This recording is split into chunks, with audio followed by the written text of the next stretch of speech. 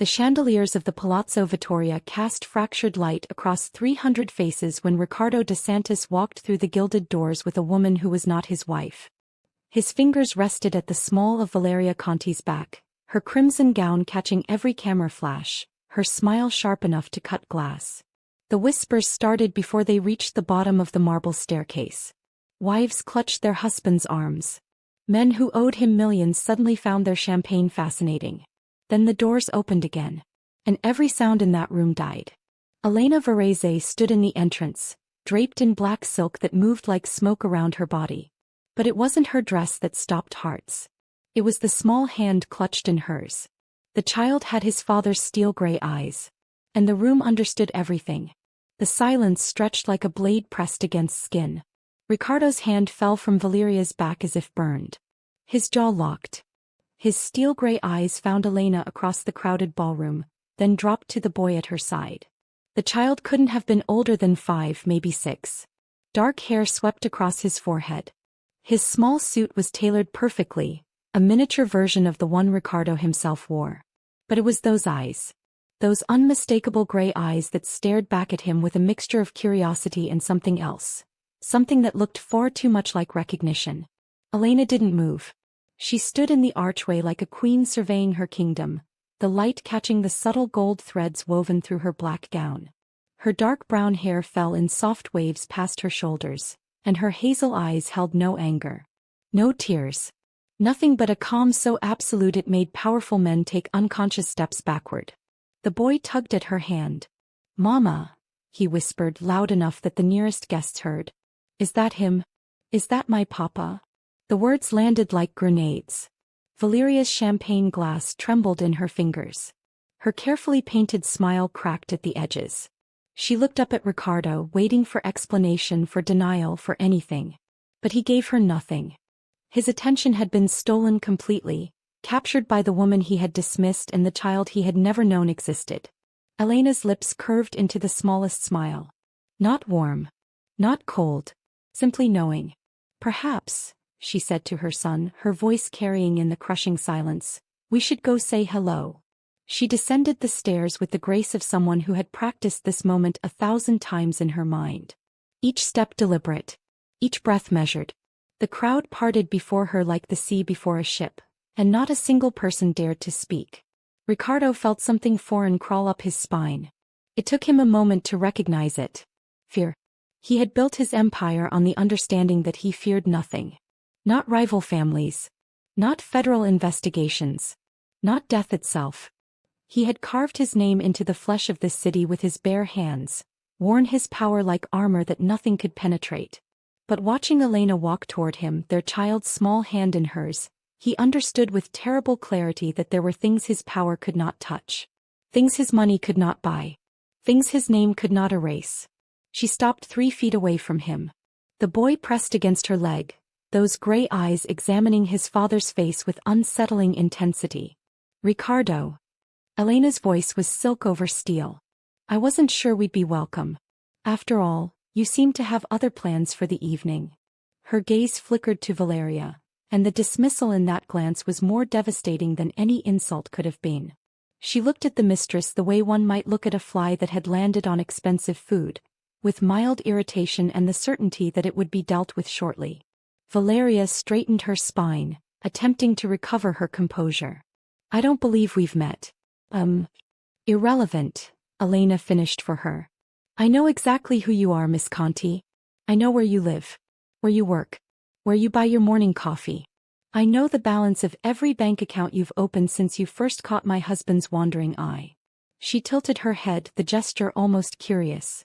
"I know everything. I simply haven't cared enough to do anything about it. Until tonight." The color drained from Valeria's face. Riccardo finally found his voice, though it came out rougher than he intended. "Elena. We should discuss this privately." "Should we?" She raised an elegant eyebrow. "You didn't seem interested in privacy when you walked through those doors with her on your arm. You didn't seem to care about discretion when you paraded your mistress in front of every powerful family in the country." Her voice never rose, never cracked. It remained perfectly controlled, perfectly calm, perfectly devastating. Why should I offer you a courtesy you've never extended to me? The guests had stopped pretending not to listen. They stood frozen, champagne flutes suspended halfway to lips, conversations abandoned mid-sentence. This was better than any drama they could have orchestrated. The great Ricardo DeSantis, the untouchable king of the underworld, being publicly dismantled by the wife everyone had pitied. The wife everyone had thought was powerless. Marco Benedetti, Ricardo's right-hand man, appeared at his employer's shoulder. His dark eyes were tight with concern, his posture rigid with the understanding that something had shifted fundamentally in the room's power structure. "Boss," he murmured, low enough that only Ricardo could hear. "The Calabrese family is watching. So is Fontana. If this escalates..." "I know." Ricardo's jaw was clenched so tight his teeth ached. "I know." But he couldn't move. Couldn't speak. Couldn't do anything but stare at the small boy who shared his blood, his features, his gray eyes that were currently studying him with the judgment only children could deliver so purely. The boy tugged at Elena's hand again. "Mama, I want to go home. I don't like him. He looks angry." Elena smoothed her son's dark hair with a gentle hand, and the tenderness in that gesture stood in stark contrast to the ice in her voice when she spoke to Ricardo. "Out of the mouths of babes," she said softly. "Children see things so clearly, don't they? They haven't learned to dress cruelty in pretty words or wrap betrayal in excuses." Ricardo's hand shot out before he could stop himself, his fingers closing around Elena's wrist. The crowd gasped. Marco tensed. Somewhere in the room a glass shattered against the marble floor. "We're leaving." Ricardo's voice was low, dangerous, thick with an emotion he couldn't name. "No. All of us." Elena looked down at his hand on her wrist, at the letters inked across his knuckles. Podera. Power. The word he had lived by. The word that had been his religion, his compass, his excuse for every terrible thing he had ever done. "Remove your hand," she said, "or I will remove it for you." He didn't release her. Instead, his grip tightened fractionally, not enough to hurt but enough to remind her, and everyone watching, that he was still Ricardo DeSantis. That he still commanded armies. That he still held the power of life and death over half the criminal enterprises in the country. Elena's response was to laugh. It wasn't a loud sound, wasn't mocking or harsh. It was soft, almost gentle, and somehow that made it worse. She laughed like someone who had seen the punchline to a joke that everyone else was still trying to understand. "Oh, Ricardo." She shook her head slowly. "You have no idea what's coming, do you? You have no idea what I've been building while you were busy building nothing but monuments to your own ego." Before he could respond, the ballroom doors opened again. This time 4 men entered. They wore suits that cost more than most people's yearly salaries, and they moved with the quiet confidence of people who had nothing to prove. At their head walked a man in his 60s, silver-haired and sharp-eyed, his face carrying the weathered authority of someone who had wielded power longer than Ricardo had been alive. The whispers that swept through the crowd now were not of scandal but of shock. "That's Antonio Verz," someone breathed. "He's supposed to be dead. He's been dead for 7 years. But he wasn't dead. He was very much alive, and he was walking toward his daughter with the measured pace of a man who had been waiting a long time for this moment." "Papa." Elena's voice softened for the first time that night. "Your timing is perfect as always." Antonio Verz stopped beside his daughter, his cold eyes sweeping across Ricardo with the kind of assessment one might give a particularly disappointing insect. Then his gaze dropped to the boy and something shifted in his expression. Something warm and fierce and protective. "My grandson." Antonio's voice was rich with emotion. "You look just like your mother did at your age. The same strength in your eyes." The boy smiled up at him, and in that smile was none of the wariness he had shown Ricardo. No, he said happily. "Mama said you had to stay hidden, but now you don't have to hide anymore. She said the bad time is over." Antonio placed a weathered hand on the boy's head. "Yes, little one. The bad time is over." His eyes rose to meet Ricardo's, and there was no warmth in them now. Only the cold promise of reckoning. "It is very much over."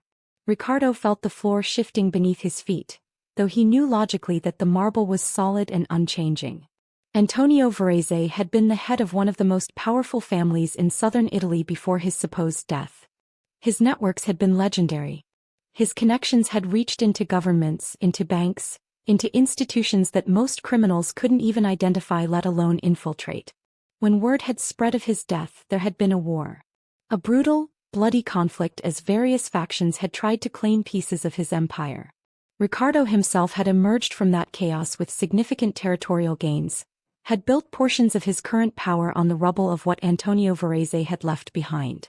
And now the dead man was standing in front of him, very much alive, while Ricardo's mistress wilted beside him and his wife watched with eyes that saw everything. "I don't understand," Ricardo said slowly, hating how the words sounded like an admission of weakness. "The funeral. The body. I saw photographs. You saw what I wanted you to see." Antonio's voice held no triumph, only fact. "You saw what the world needed to see so that I could rebuild in peace. So that I could protect my daughter from the kind of men who would use her as a pawn in their games of power." His gaze flickered meaningfully to Valeria, who had gone pale as fresh snow. "Men like you, Ricardo DeSantis."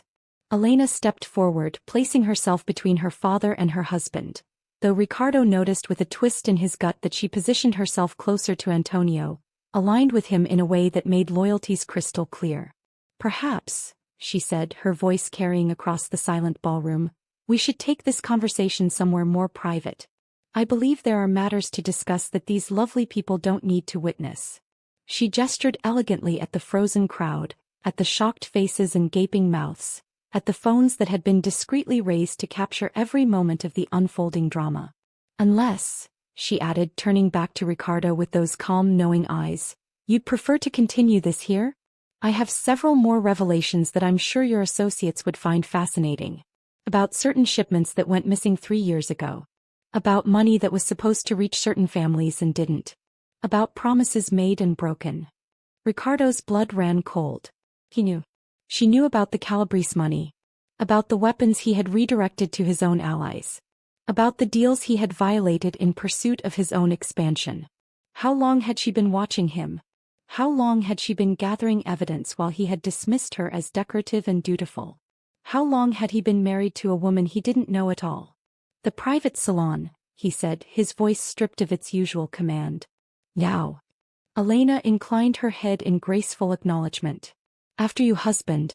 I insist." The crowd parted as Ricardo walked through them, and for the first time in his adult life he felt the weight of judging stares rather than respectful fear. He heard the whispers start before he was even out of the main ballroom. Speculation about the child, about the supposedly dead father-in-law, about the wife who had clearly been playing a long game that no one had anticipated. Valeria tried to follow, but a single look from Elena stopped her in her tracks. "You should leave," Elena said, not unkindly. "Not just the gala, the city. Perhaps even the country. The things my husband promised you. The protection, the security, the future. Those were never his to give. They were mine." He paused, let the words sink in. "And I don't share what's mine with people who have stolen from me." "I didn't," Valeria's voice cracked. "He said you didn't care. He said the marriage was political, that you had an understanding. He said many things." Elena's tone was almost gentle now, which somehow made it worse. "Men like Ricardo often do. They convince themselves that their lies are truths, that their betrayals are justified, that the women who love them are too stupid or too weak to see through their beautiful words." She reached out, adjusting a strand of Valeria's artfully tousled hair with a gesture that might have been motherly if it hadn't been so clearly a demonstration of power. "I hope you learn from this, Miss Conti. I hope you find a man who deserves you. A man who doesn't treat his vows like suggestions and his wife like furniture." Then she turned and followed her husband, her father, and her son toward the private salon, leaving Valeria standing alone in the middle of a ballroom full of people who were already crafting the story they would tell for years to come. The night Ricardo DeSantis brought his mistress to the gala. The night his wife destroyed him without raising her voice. The night the dead man walked and the hidden child was revealed. The night everything changed. The private salon was smaller than the ballroom but no less opulent. Crystal decanters lined a mahogany bar. Velvet sofas clustered near a fireplace that crackled with carefully controlled flames. The walls were hung with Renaissance paintings that were almost certainly originals, their gilt frames gleaming in the warm light. Ricardo stood near the fireplace, his hands clasped behind his back, his posture rigidly controlled. The crowned eagle tattoo on his neck was visible above his collar, a reminder of the power he had built, the legacy he had carved into his own skin. But in this room, surrounded by people who had clearly been orchestrating events far beyond his understanding, that power felt suddenly fragile. Antonio Verz had settled into one of the velvet chairs, his grandson on his lap. The boy was examining his grandfather's pocket watch, turning it over in small hands, completely unconcerned by the tension that saturated the air. Elena stood by the window, her reflection ghosting against the glass, her dark gown making her appear as though she had been cut from the night itself. Marco had positioned himself near the door, torn between his loyalty to Ricardo and his obvious uncertainty about the shifting dynamics of the room. "His name is Matteo," Elena said without turning from the window. "In case you were wondering." Ricardo's jaw tightened. "I was going to ask. Were you?" She turned then, and the firelight caught her features, highlighting the sharp intelligence in her hazel eyes. "Because in the 5 years since I gave birth to your son, you've never asked about anything that mattered. You've never asked why I stopped accompanying you to social functions. Why I began spending time at my family's old estate in Calabria. Why I stopped seeking your bed." Each word was a small knife, precisely placed. "You told me you were exhausted," Ricardo said slowly, memories rearranging themselves in his mind. "You said you needed rest. Space. Time to recover from losing." He stopped, something cold settling in his chest. "From losing the pregnancy?" Elena finished for him. "The pregnancy you barely acknowledged? The child you seemed relieved to learn hadn't survived." Her voice cracked for the first time, but she controlled it quickly, smoothing her expression back into calm marble. "I didn't lose Matteo, Ricardo. I hid him. I hid him from you because I had seen what you were becoming. What you had already become." The boy looked up at the sound of his name, gray eyes finding his father's face across the room. "Mama says you're sad inside," Matteo announced with the brutal honesty of childhood. "She says that's why you do mean things. Because someone made you sad a long time ago and you never learned how to be happy." Ricardo felt something crack behind his sternum, some wall he had spent decades constructing brick by careful brick. "Your mother," he said roughly, "is very wise." "I know." Matteo returned his attention to the pocket watch, dismissing his father as casually as Ricardo had dismissed so many others over the years.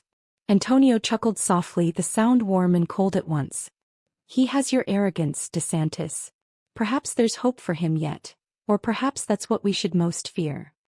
He shifted Matteo to the side, rising from his chair with the deliberate movements of someone whose body had learned the price of age but whose mind had lost none of its sharpness.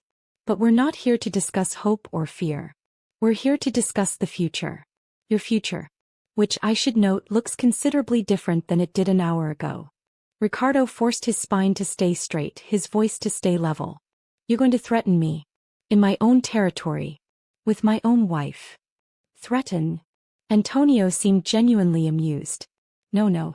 Threats are for men who need to establish power. I'm simply going to explain the situation and you're going to listen and then you're going to make a choice. The only choice you have left, really."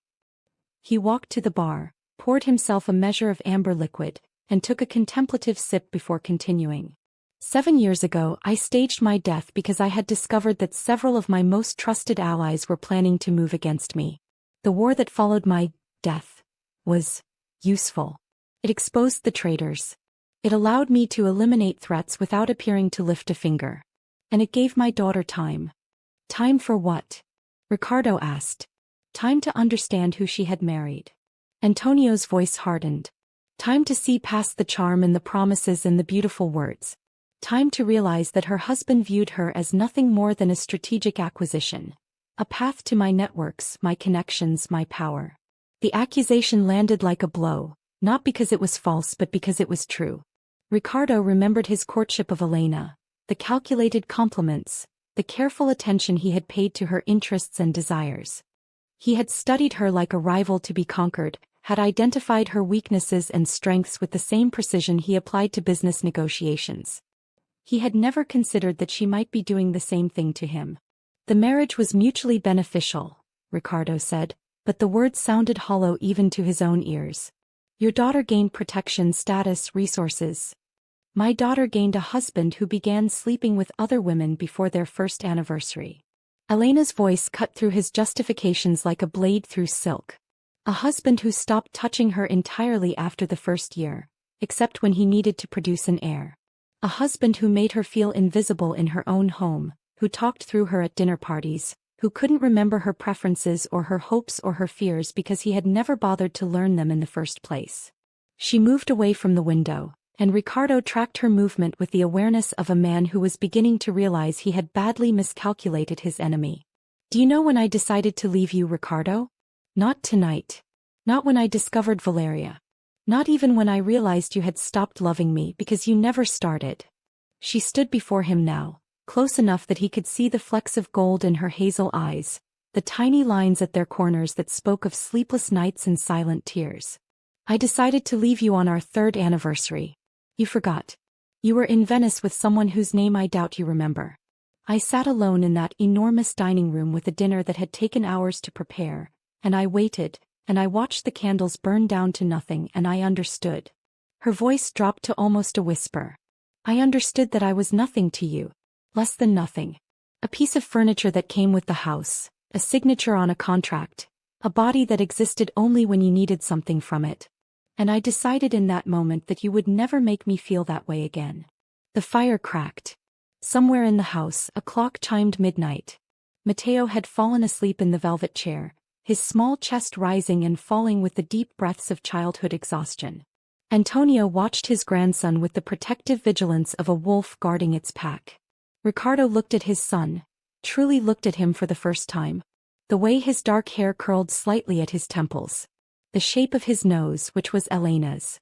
The stubborn set of his jaw, which was undeniably Ricardo's own. 5 years. 5 years of first words and first steps and first everything, and he had missed all of it because he had been too busy building an empire to notice that he had destroyed everything that mattered. What do you want? He asked finally, and his voice sounded strange to his own ears. Stripped of command. Stripped of arrogance. Stripped of everything except a weariness that went bone deep. You didn't orchestrate all of this just to humiliate me. You could have done that a dozen different ways. So what do you actually want? Elena and her father exchanged a look. A silent communication that spoke of years of planning, of conversations Ricardo had never been privy to, of strategies that had been set in motion long before tonight. I want 3 things, Elena said. First, I want acknowledgement. Public, irrevocable acknowledgement of Matteo as your legitimate heir. I want his name added to every document, every inheritance clause, every succession plan. I want him recognized by every family, every ally, every enemy. I want his position to be unassailable. Ricardo nodded slowly. This was expected. This was reasonable. This was, in fact, something he would have demanded himself if he had known of the boy's existence. Second, I want Valeria Conti gone. Not harmed. I'm not a monster, whatever you might think of me. But gone. I want her relocated somewhere far from here, with enough money to start over, and I want her to understand that if she ever speaks of you or our family again, that relocation will become significantly less comfortable. Unreasonable. Again, something Ricardo would have done eventually, once the novelty of the affair had worn off as it always did. And third, he asked. Elena's chin lifted. Third, I want you to choose. The word hung in the air between them. Choose what? Choose what kind of man you're going to be. She stepped closer, close enough that he could smell the familiar jasmine of her perfume, close enough that he could see the pulse beating rapidly in her throat despite her outward calm. You can keep being Ricardo DeSantis, the cold king who treats people as pieces on a board. You can keep building your empire of fear and control and hollow victories. You can watch your son grow up from a distance, see him once a year at carefully controlled meetings, hear reports about his progress like he's a business investment. She reached up and her fingers brushed the ink on his neck, the crowned eagle, the symbol of everything he had built. Or, she said softly, you can choose something different. You can choose to be a father. A husband. A man who builds something more lasting than power. Her hand dropped. I'm not asking you to become someone else overnight. I'm not naive enough to think that's possible. But I'm asking you to try. To actually try for once in your life, to be more than what your father made you. The mention of his father was a calculated strike and they both knew it. Ricardo's father had been a brutal man. Efficient, ruthless, utterly without sentiment. He had raised his son with fists and silence, had taught him that love was weakness and vulnerability was death. Every instinct Ricardo had developed, every wall he had built, every cold calculation he had made, they all traced back to a childhood spent learning that the only way to survive was to become something harder and colder than the world around him. But looking at Matteo sleeping peacefully in the velvet chair, Ricardo felt something he hadn't experienced in decades. Possibility. The possibility that his son might grow up differently. That the cycle might break. That the kingdom Ricardo had built through fear might be transformed into something built through loyalty and love instead. If I choose differently, he said slowly, testing the words, what happens? You come back. We play happy family for the cameras while you and your father pull the strings behind the scenes. No. Elena shook her head. If you choose differently, we start over. Completely. We rebuild the marriage from the ground up. Honestly this time. With transparency and communication and all the things we've never had. It won't be easy. It won't be quick. And I won't promise that it will work. Her voice wavered slightly. But I'm willing to try if you are. Because despite everything, despite all the ways you've hurt me, I never stopped. She cut herself off, looked away. You never stopped what? Ricardo pressed, stepping closer. Don't. She held up a hand and there were tears in her eyes now, the first real tears he had seen from her in years. Don't ask me to say it when I don't know if you can even hear it. When I don't know if you're capable of understanding what those words would cost me. Antonio rose from his chair, moving with the quiet grace of someone who had witnessed enough emotional moments to know when to intervene. Perhaps, he said mildly, we should allow you both some time to process. It's late. Emotions are running high. And my grandson needs to be put to bed properly, not draped across furniture like a discarded coat. He lifted Matteo gently, cradling the boy against his chest with a tenderness that made Ricardo's heart ache with something he couldn't name. I'll take him to the suite we've arranged, Antonio continued. Elena will stay and continue your discussion. But I want to be clear about one thing, DeSantis. He turned at the door and there was no warmth in his expression now. Only the cold calculation of a man who had survived decades in an unforgiving world. My daughter has given you a gift tonight, the gift of choice. Most men in your position would not receive such mercy. Most men would simply be eliminated, their empires absorbed, their names erased from history. His voice dropped to something barely above a whisper. If you waste this gift, if you hurt her again, if you fail my grandson, if you prove yourself unworthy of the chance she's offering, I will undo everything you've built. I will turn your allies against you. I will expose every secret, every crime, every betrayal. And when I'm finished, there won't be enough left of Ricardo DeSantis to bury. The threat hung in the air like smoke from an extinguished candle. Then Antonio was gone, taking Matteo with him, and Ricardo was alone with his wife for the first time in what felt like years. The fire continued to crackle. The clock continued to tick. And somewhere in the distance, the gala continued without them, 300 people crafting stories about the night the DeSantis empire began to crumble. But in the private salon there was only silence.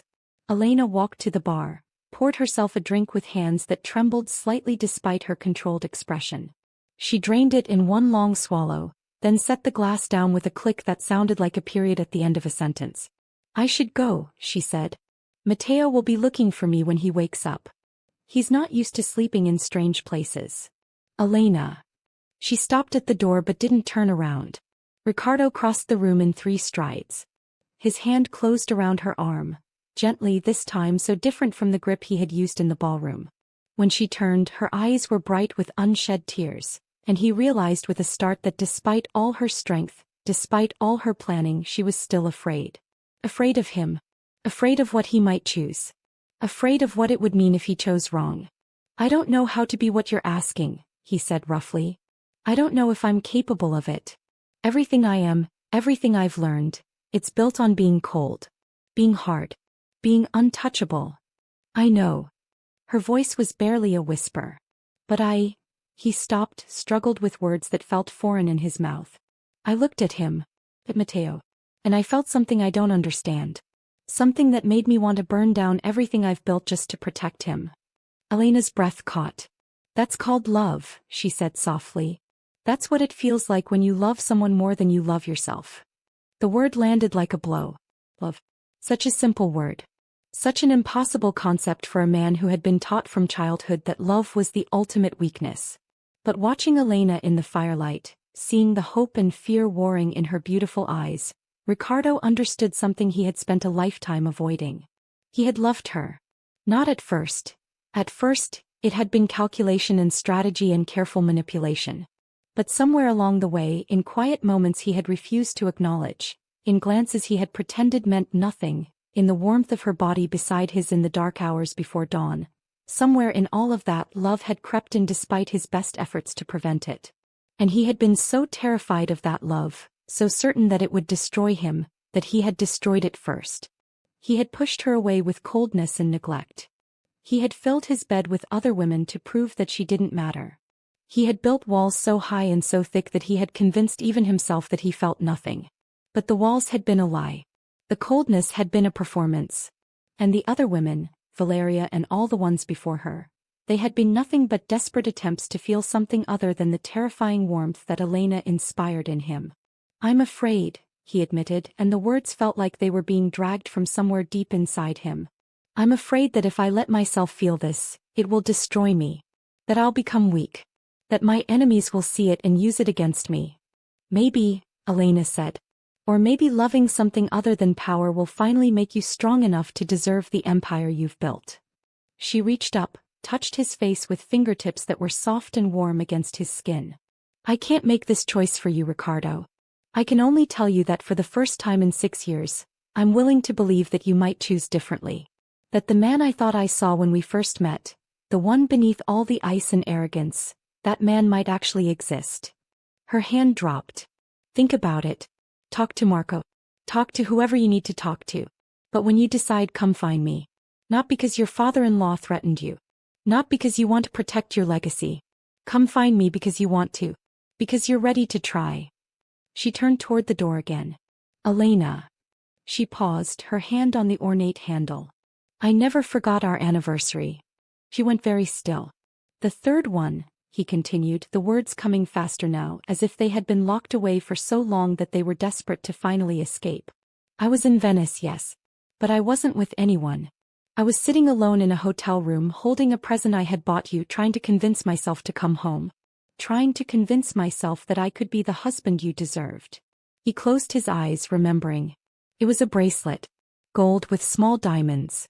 You had mentioned once that your mother had one similar before she died. I spent weeks tracking down a jeweler who could recreate it." Elena's hand dropped from the door handle, but she still didn't turn around. "I sat in that hotel room for hours holding that box, trying to find the courage to come home and give it to you. Trying to find the courage to tell you that He stopped. Started again. "That I felt things I didn't understand. Things that frightened me." "What happened?" Her voice was barely audible. "I convinced myself that you didn't want me there. That I had pushed you away too many times, hurt you too often.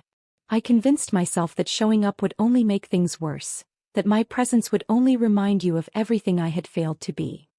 He opened his eyes, stared at her back, at the elegant line of her spine beneath black silk. "I threw the bracelet into the canal and told myself I was better off alone." The silence stretched between them like a living thing. Then Elena turned, and her face was wet with tears she no longer tried to hide.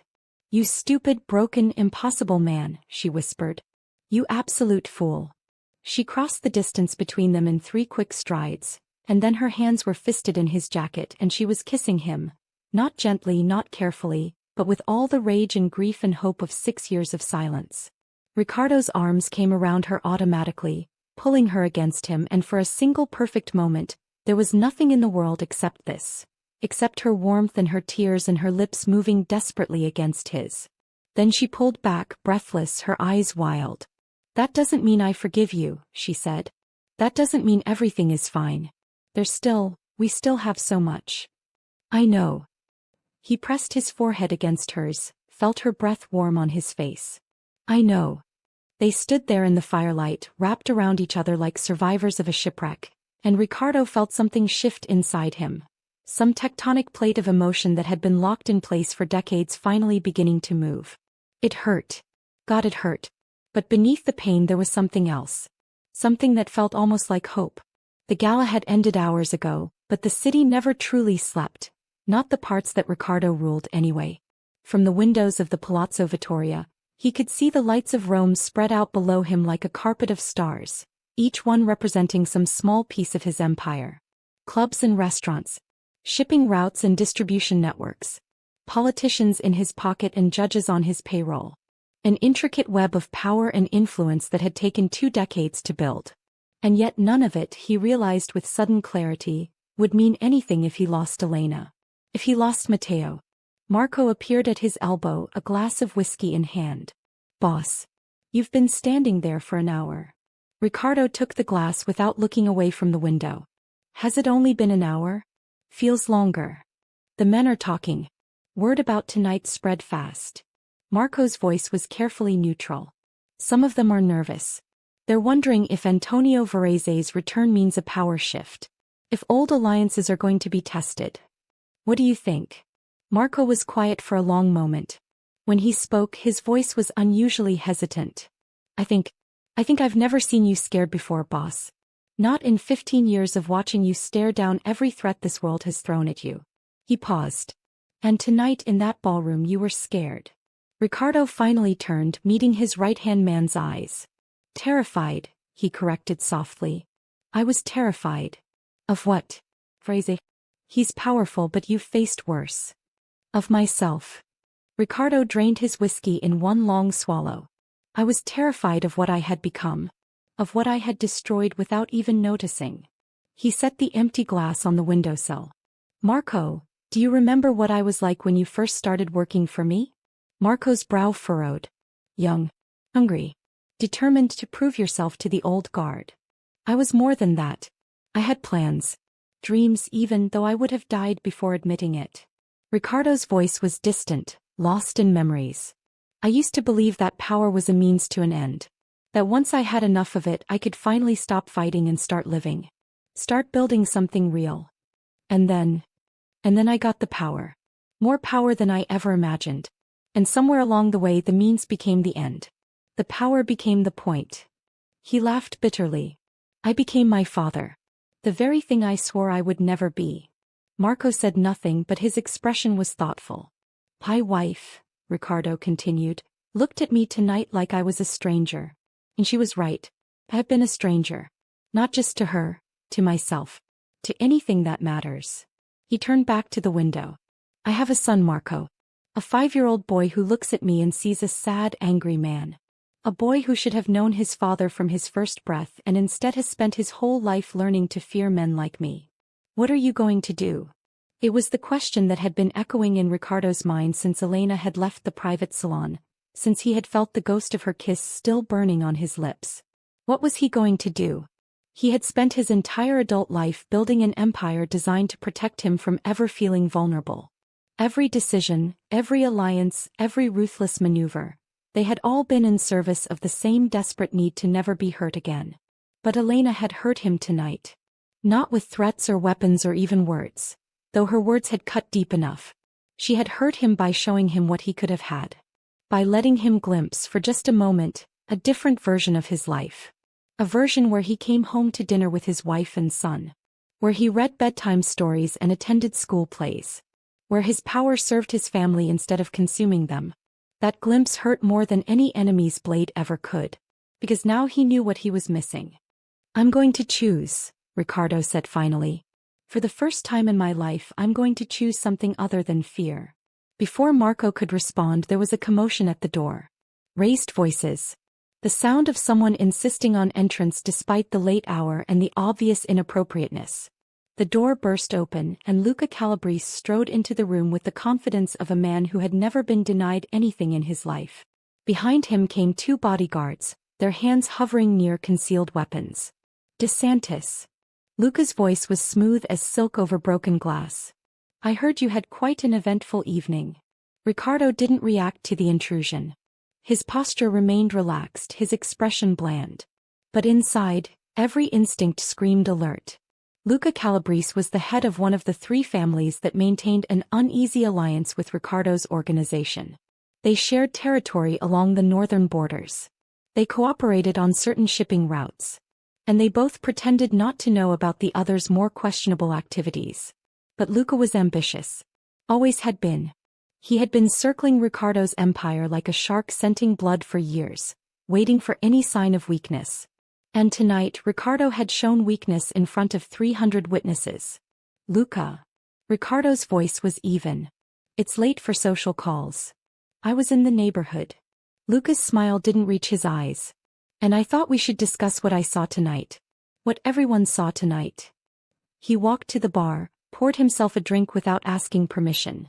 A deliberate slight that both men recognized. Your wife, Luca continued, swirling the amber liquid in his glass, made quite an impression. I had no idea she was Antonio Verz's daughter. That information would have been useful, you know. Could have changed the nature of our arrangements considerably. My wife's lineage was never relevant to our arrangements. Wasn't it? Luca turned, and there was something predatory in his expression. A man in your position, ruling an empire, managing countless interests, such a man should have no secrets from his allies. And yet here you've been all these years, sitting on information that could have revolutionized the power structure of our entire organization. Ricardo said nothing. He was reading Luca the way he had learned to read enemies since childhood, tracking the tension in his shoulders, the way his fingers tightened on the glass, the barely perceptible shift in his bodyguard's postures. Luca was here to probe, test, to see how weakened Ricardo truly was after the events of the gala. And depending on what he found, he might be here to do more than probe. I also heard, Luca continued, that you have a son, hidden away for 5 years. A legitimate heir that no one knew about. He clicked his tongue disapprovingly. That's the kind of secret that makes people nervous, DeSantis. People start wondering what else you're hiding. What other surprises might be waiting in the shadows. My family matters are my own concern. Are they? Luca stepped closer.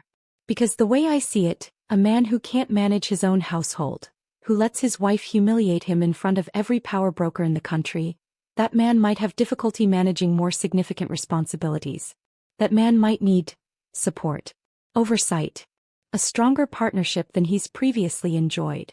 There was the real reason for this late-night visit. Luca smelled blood in the water and he was making his move. Be very careful, Ricardo said softly, about the implications of your next words. Oh, I'm always careful. Luca's smile widened. That's what's kept me alive this long.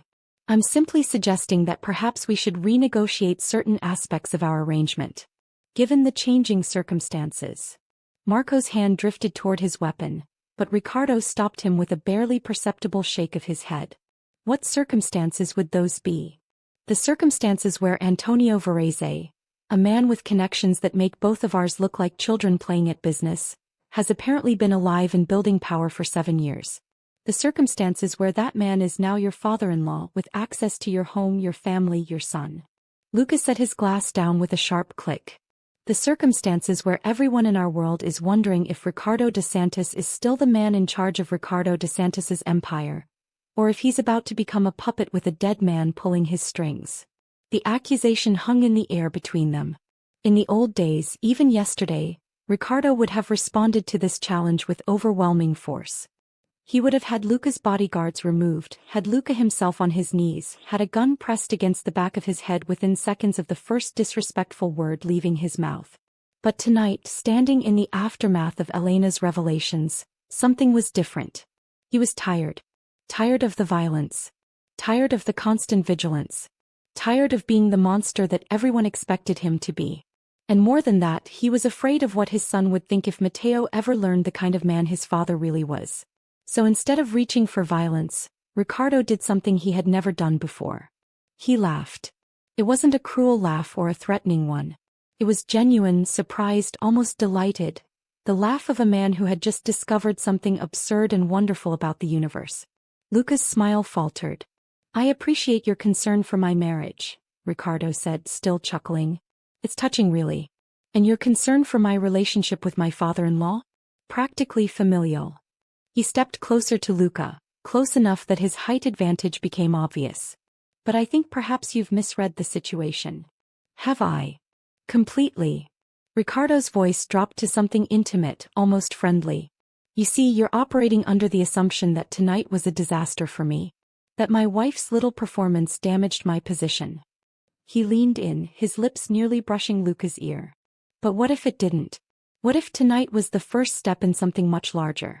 What if the return of Antonio Verz wasn't a threat to my power but an expansion of it? He pulled back, watched the doubt bloom in Luca's eyes. Think about it, Luca. Really think.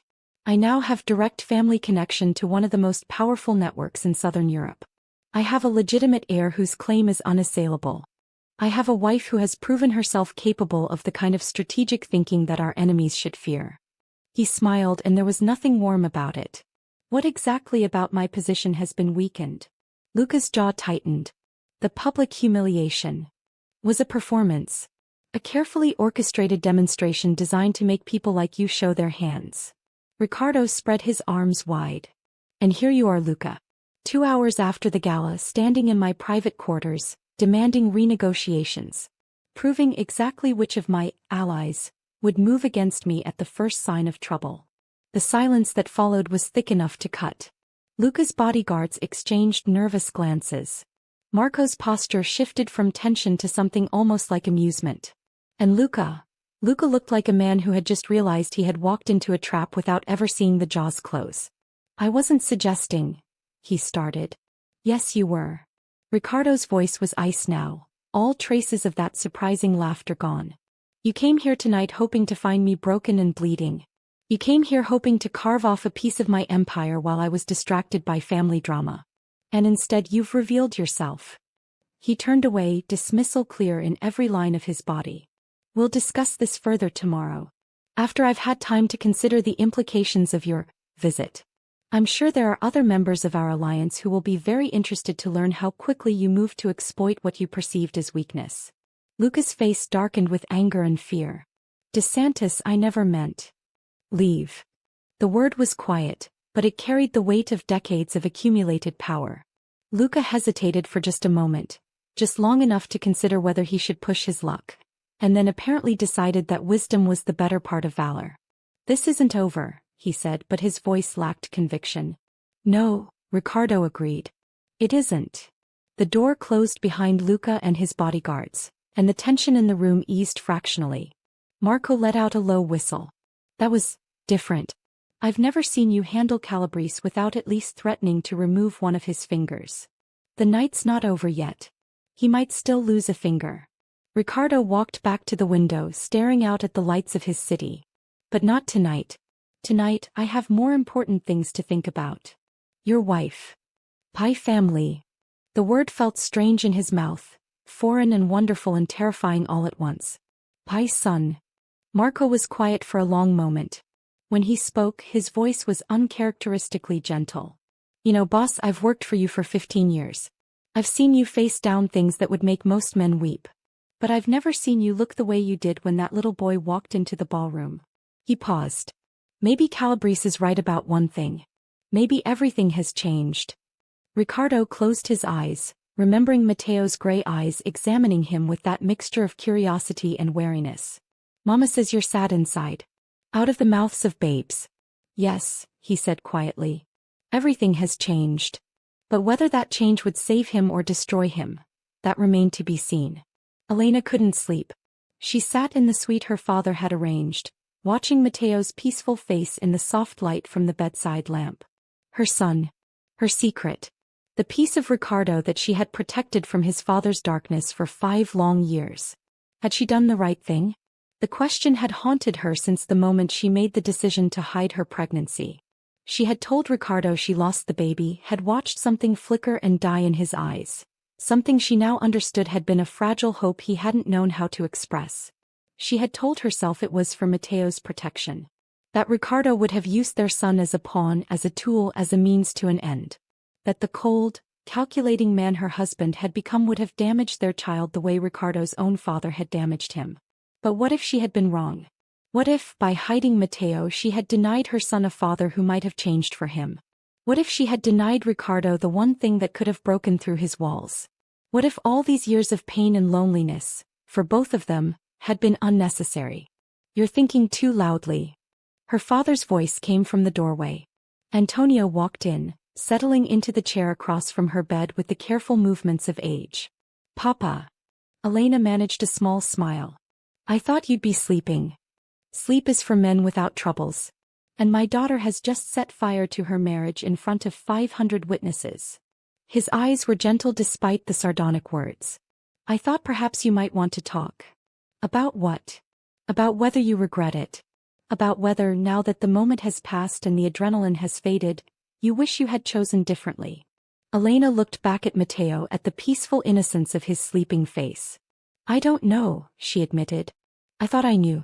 When I was planning tonight, when I was rehearsing my lines and picking my dress and preparing for the confrontation, I was so certain. So sure that I was doing the right thing. The strong thing. And now I keep seeing his face. When he looked at Matteo for the first time. When I told him about our anniversary. She shook her head slowly. He looked destroyed, Papa. Like everything he believed about himself was crumbling. Good. Antonio's voice was harder now. He needed to see what he was. What he had become. Men like Ricardo DeSantis. They build their lives on foundations of denial. They convince themselves that their cruelty is necessary, that their coldness is strength, that the people they hurt deserved what they got. The only way to reach them is to shatter those illusions completely. But at what cost? At whatever cost is necessary. Antonio leaned forward, taking her hands in his weathered ones. Elena, my darling daughter, I have watched you suffer for 6 years. I have watched you shrink yourself to fit into the space that man allowed you. I have watched you swallow your tears and paste on smiles and pretend that your heart wasn't breaking every single day. His grip tightened.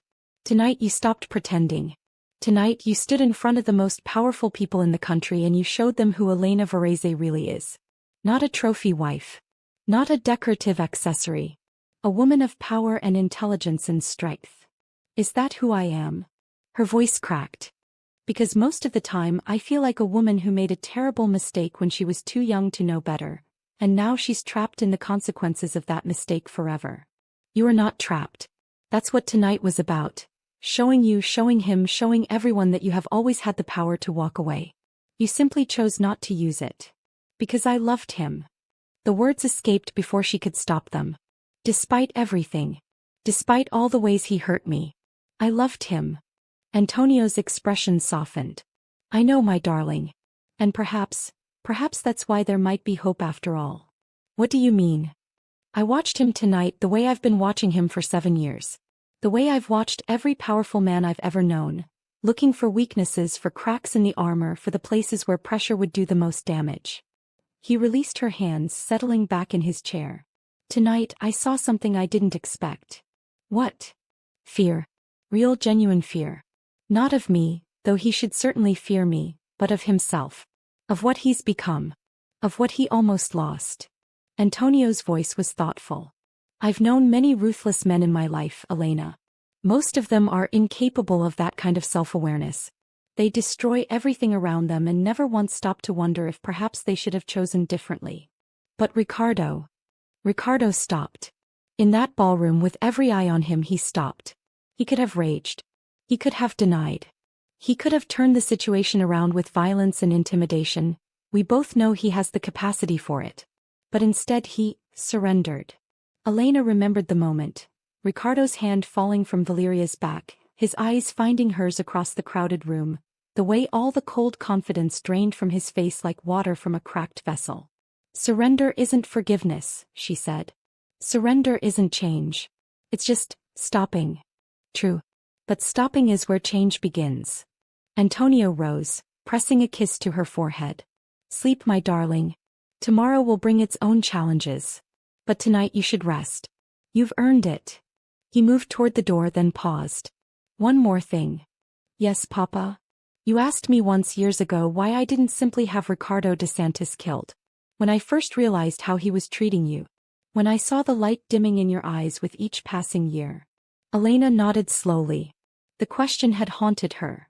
The knowledge that her father had the power to end her suffering and had chosen not to use it. I told you then that it was because you didn't want him dead. That you had some romantic notion about redemption that I had to respect, even if I thought it was naive.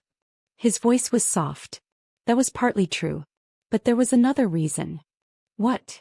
I saw the way he looked at you when he thought no one was watching. In unguarded moments when the mask slipped. I saw something in his eyes that reminded me of myself, decades ago. A desperate love locked behind walls of fear and pride. A man who wanted so badly to be worthy of someone precious and didn't know how. Elena felt tears prickling behind her eyes. I stayed my hand, Antonio continued, because I believed that beneath all that ice and armor, there might be a man worth saving. A man who could be the husband you deserved, if only someone forced him to confront what he had become. And now. Antonio smiled slightly. Now we wait. Now we see if I was right or if I sacrificed my daughter's happiness on the altar of a hope that was never more than fantasy. He opened the door. Good night, Elena. Good night, my grandson. And good night to the woman you both helped me become. A woman who believes against all evidence that love might actually be enough. The door closed softly behind him. Elena sat in the quiet room watching her son sleep, feeling the weight of everything that had happened and everything that was yet to come pressing down on her like a physical force. Tomorrow she would have to face Ricardo again. Tomorrow she would have to begin the work of rebuilding, or destroying, everything they had been. But tonight, for just a few more hours, she could pretend that the future was still unwritten. That the man she had married might actually become the man she had always hoped he could be. That the love she had never been able to kill, despite her best efforts, might actually have been worth saving. She lay down beside Matteo, careful not to wake him, and let her eyes drift closed. In her dreams she was standing in a garden she had never seen, surrounded by roses that smelled like home. Ricardo was there, but he was different. Younger somehow, or perhaps just lighter.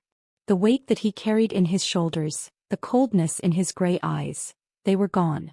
He was smiling at her the way he had smiled in the very beginning before everything went wrong. I found my way back, he said in her dream. I found my way back to you. And Elena, dreaming, hoping, still somehow believing, reached out and took his hand. Morning came too quickly. Matteo woke with the sun, bouncing on the bed with the inexhaustible energy of childhood. Mama, where are we? This isn't our room. Are we on an adventure? Elena groaned, dragging herself into consciousness. Yes, tesoro. We're on an adventure. Is Nano coming on the adventure? Will there be castles? Can we see dragons? No dragons. Elena sat up, pushing her hair out of her face. But maybe castles. And yes, Nano is coming. Matteo launched himself at her in a hug that was more tackle than embrace. I love adventures. Are we going to see that man again? The one from the party?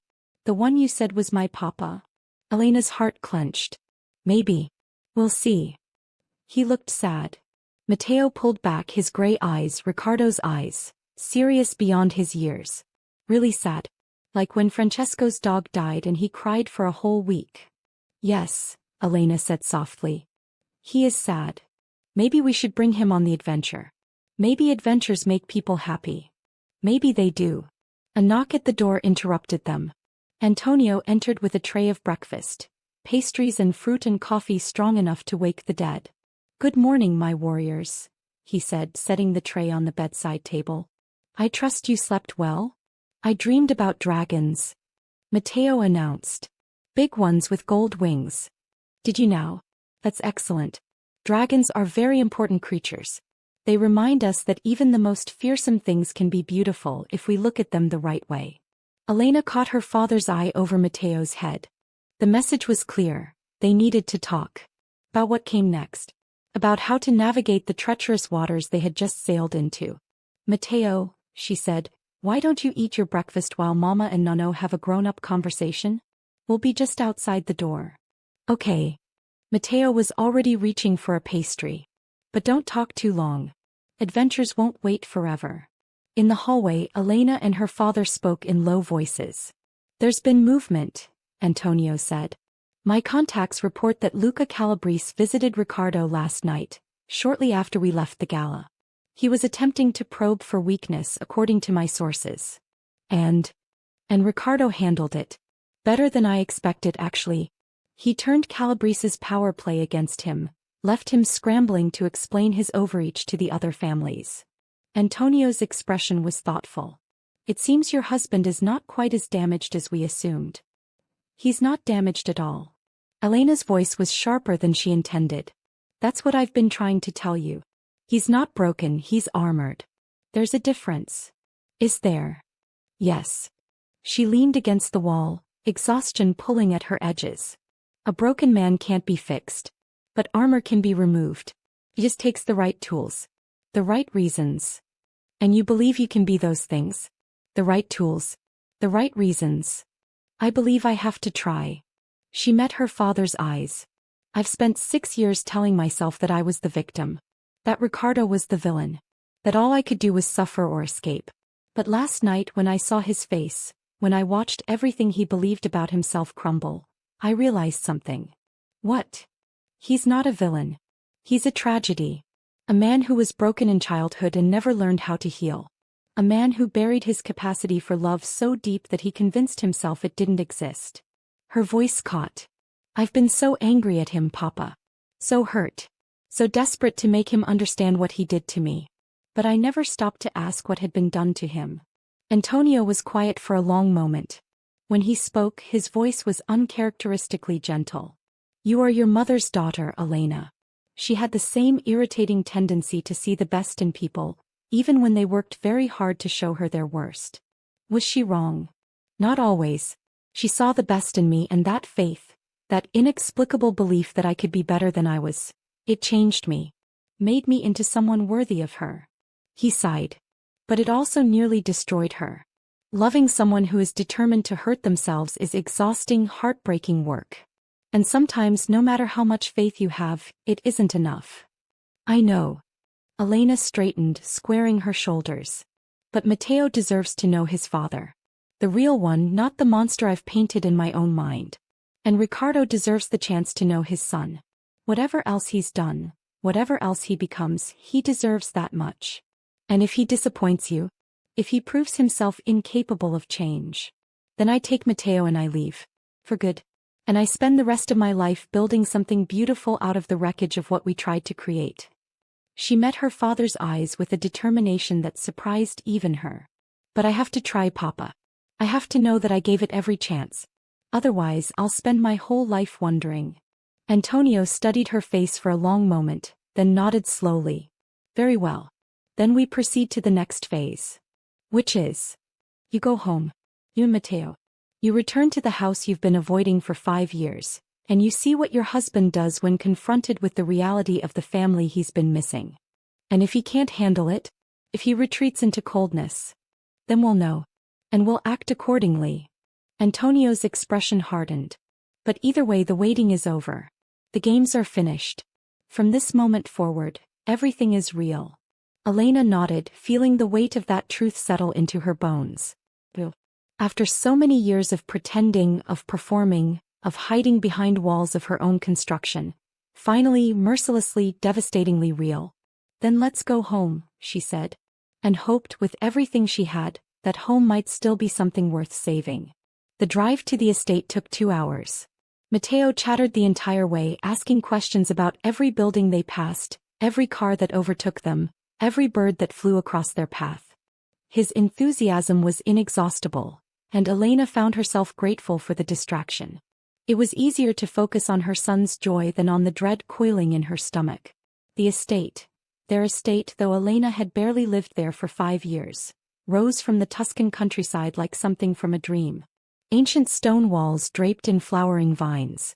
Gardens that had been tended by the same family for 7 generations. A manor house that had witnessed centuries of love and loss, of births and deaths, of empires rising and falling. This was Ricardo's birthplace.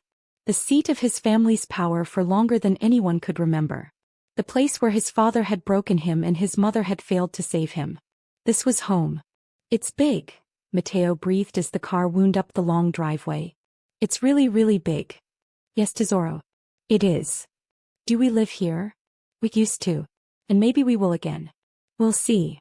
The car stopped before the main entrance. A figure was waiting on the steps, tall, broad-shouldered, dressed in the same impeccable black suit he always wore. His dark hair was slightly disheveled, and there were shadows under his gray eyes that hadn't been there before. Ricardo de Santos looked like a man who hadn't slept. But he also looked like a man who had been waiting for something. Something he had been waiting for his entire life without knowing it. Elena stepped out of the car first, her heart hammering against her ribs. Behind her she heard Mateo's door open, heard her son's small feet crunching on the gravel drive. Ricardo's eyes went to the boy immediately. The hunger in his gaze was almost painful to witness. A starving man finally seeing food after years of famine. Papa. Mateo's voice was uncertain. Mama, is that my papa? Elena knelt beside her son, smoothing his hair with trembling fingers. Yes, Tesoro. That's your papa. He still looks sad. I know. Mateo studied his father for a long moment, his small face serious. Then before Elena could stop him, he broke away and ran up the steps. Ricardo froze. His entire body went rigid as the child approached, as though he had forgotten how to move. His hands hung at his sides, those tattooed knuckles spelling out potra. Power, but there was no power in his posture now. Only uncertainty. Only fear. Mateo stopped 2 steps below his father, tilting his head back to look up at him. You're tall, the boy announced. Mama said you were tall, but you're really, really tall. Like a giant. Are you a giant? Ricardo's throat moved as he swallowed. No. I'm not a giant. Oh. Mateo seemed to consider this. You look like a giant. A sad giant. I suppose I am sad, Ricardo said slowly. But maybe I won't be anymore. Not now that I've met you. Elena watched from the bottom of the steps, her heart lodged somewhere in her throat. Mateo was studying his father's face with the intensity of a scientist examining a new species. Mama says you forgot how to be happy. She says someone hurt you when you were little and you never learned how to be okay again. Ricardo's eyes flickered to Elena, then back to his son. Your mother is very wise. I know. She's the smartest person in the world. Mateo reached up, his small hand hovering uncertainly near Ricardo's sleeve. When I'm sad, Mama gives me hugs. They help. Do you want a hug? The question hung in the air like something fragile and precious. Ricardo DeSantis, the feared Mafia king, the man who had made empires tremble and enemies weep, dropped to his knees on the cold stone steps and opened his arms. Mateo stepped into them without hesitation. Elena watched her husband wrap his arms around their son, watched his face crumple with an emotion that was too big for his carefully constructed walls to contain. She saw tears, actual tears, tracking down his cheeks, disappearing into Mateo's dark hair. I'm sorry, Ricardo was whispering. I'm so sorry. I didn't know. I didn't. It's okay. Mateo's small hand patted his father's back with the unconscious wisdom of children. Mama says it's okay to be sad. And it's okay to cry. And it's okay to make mistakes as long as you try to do better. Ricardo pulled back, his hands cupping his son's face, drinking in every detail as though memorizing a map to salvation. I will try, he said hoarsely. I will try to do better. I promise. Good. Mateo beamed up at him. Because I always wanted a papa and now I have one and I don't want you to be sad anymore. Being sad is boring. I want to have adventures. Do you like adventures? A laugh escaped Ricardo. A broken, wet, disbelieving laugh. I haven't had an adventure in a very long time. Then we'll have lots of them. Mama and me and Nano and you. We'll have so many adventures that you'll forget how to be sad. That's what Mama says anyway. She says happiness is a choice you have to make every day. Ricardo looked up at Elena, who had finally climbed the steps to stand beside them. Is that what she says? Yes. Elena's voice was steadier than she felt. That's what she says. He rose slowly, never breaking eye contact with her. Mateo had already darted past them, drawn by a butterfly in the nearby garden, his attention shifting with the mercurial speed of childhood. Elena. Ricardo's voice was raw. Last night. Everything you said. Everything your father said. I've been thinking about it all night. About what it means. About what I've done. And I don't know how to be the man you described. The father. The husband. I don't know if I'm capable of it. He reached up, his fingers hovering near her face without quite touching. But I want to try. If you'll let me. If you'll teach me. Elena caught his hand, pressing it against her cheek. I can't teach you how to love, Ricardo. That's something you have to find within yourself. Then help me find it. His voice cracked. Please. I know I don't deserve it. I know I've done nothing to earn your patience or your faith. But I'm asking anyway. Because I don't know what else to do. Because looking at that boy, our boy, I feel something I've never felt before. Something that makes me want to be better. Something that makes me believe I can be. Elena was silent for a long moment, watching emotions flicker across her husband's face. Hope, fear, desperation, love. All the things he had spent a lifetime denying. All the things that were finally, devastatingly visible. We start slow, she said finally. We rebuild from the ground up. And the first time you retreat into coldness, the first time you choose power over family, I leave. For good. No more chances. No more waiting. I understand. Do you? She stepped closer, close enough that she could see the individual flecks of silver in his gray eyes. Because this isn't a negotiation, Ricardo. This isn't a deal where we both make concessions and meet in the middle. This is you changing. Fundamentally. Becoming someone capable of love and warmth and vulnerability. And if you can't do that, if you won't, then everything else is meaningless. I know. Say it. Say you understand what I'm asking of you. He took her hands in his, those tattooed knuckles wrapping around her fingers with a gentleness that somehow felt more powerful than any display of dominance. You're asking me to become the man I've been running from my entire life. The man my father taught me was weak. The man I was so terrified of being that I became a monster instead. Elena nodded slowly. I understand, Ricardo said. And I choose you. I choose Matteo. I choose whatever version of myself I have to become to deserve you. He raised her hands to his lips, pressing a kiss against her knuckles that felt more like a vow than any words could have been. I choose us, he whispered. For however long you'll let me. For however long I have.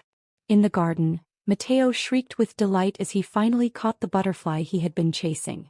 The sound floated across the morning air like a benediction, like a promise, like the first note of a song that had been waiting years to be sung.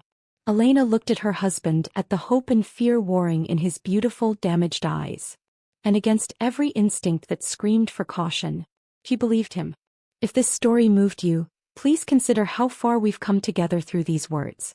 Like, share, and subscribe for the continuation, where choices will be tested, love will be challenged, and we'll discover whether redemption is truly possible for a man who spent his whole life learning to be cold. Please like, share, and subscribe. The first weeks were fragile things, delicate as spun glass. Elena watched her husband navigate fatherhood with the uncertainty of a man learning to walk on unstable ground. Ricardo would stand in doorways watching Matteo play, his expression caught somewhere between wonder and terror. He would reach out to touch his son's hair, then pull back at the last moment as though afraid his hands might break something precious. But slowly, inch by inch, he began to learn. It started with small things. Sitting beside Matteo during meals instead of at the opposite end of the long dining table. Asking questions about the boy's day, his interests, his dreams. Learning the names of Matteo's imaginary friends. Captain Storm, Princess Luna, and a dragon named Roberto who lived in the garden and only ate vegetables. Roberto is very specific about his diet, Matteo explained seriously one evening at dinner. He says meat makes his fire too hot, and then he burns things he doesn't mean to burn. Ricardo nodded with equal seriousness. That sounds like a wise dragon. Self-control is important. That's what Mama says too. She says everyone has fire inside them and the trick is learning when to let it out and when to keep it in. Gray eyes met Hazel across the table. Elena felt something warm bloom in her chest at the look Ricardo gave her. Grateful, almost reverent. Your mother, he said quietly, is the wisest person I've ever known. Matteo beamed. I know. I told you. Smartest person in the world. After dinner, when Matteo had been read 3 stories, negotiated a 4th and finally surrendered to sleep, Ricardo found Elena in the library. She was curled in her favorite chair by the window, a book open in her lap but her eyes fixed on the darkness beyond the glass.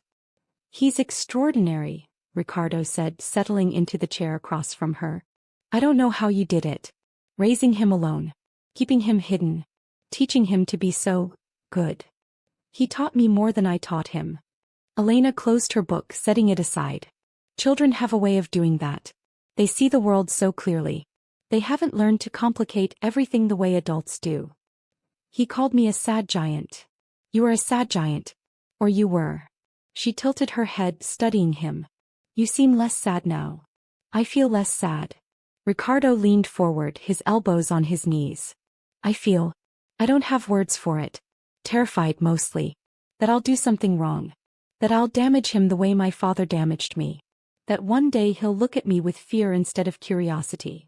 That's not going to happen. You don't know that. I know you. Elena's voice was soft but certain. I've watched you for 6 years, Ricardo. I've seen the man you pretend to be and the man you actually are. They're not the same person. The pretender is cold and cruel and calculating. But the real you, the one you've spent your whole life hiding, that man is capable of great love. He just never believed he deserved it. Ricardo was quiet for a long moment. My father used to say that love was a cage, he finally said. That anyone who let themselves feel it was giving their enemies a weapon. He said the only way to be truly powerful was to need no one, want nothing, feel nothing. His voice dropped. He said it while he was breaking my fingers because I had cried at my mother's funeral. Elena's breath caught. I was 8, Ricardo continued, his eyes distant. 8 years old, standing beside my mother's grave trying to be strong because he had told me strength was everything. But I couldn't stop the tears. I loved her so much, you see. She was the only warmth in that entire cold house. And when she was gone... He shook his head slowly. He waited until we were home. Until the guests had left. Then he sat me down in his study and explained very calmly that my display at the cemetery had been unacceptable. That tears were weakness. That weakness was death. Ricardo. He broke 3 of my fingers. 1 for each tear he had counted on my face. Then he left me there alone and told me to think about what I had learned. Ricardo's voice was flat, emotionless. The voice of a man describing something that had happened to someone else. I didn't cry again for 25 years. Not until last night. Not until I held my son for the first time. Elena rose from her chair, crossing the distance between them. She knelt before him, taking his face in her hands, forcing him to meet her eyes. Listen to me, she said fiercely. What your father did to you, what he taught you, that was not strength. That was cruelty wearing the mask of wisdom. And the fact that you survived it, that you found your way to this moment, that you can hold your son and let yourself feel, that is strength. Real strength. The kind your father never had. Tears were sliding down Ricardo's cheeks again and he made no move to hide them. I don't know how to be different, he whispered. I've been him for so long. Controlled. Calculating. I don't know how to be anything else. Then we learned together. Elena pressed her forehead against his. Day by day. Moment by moment.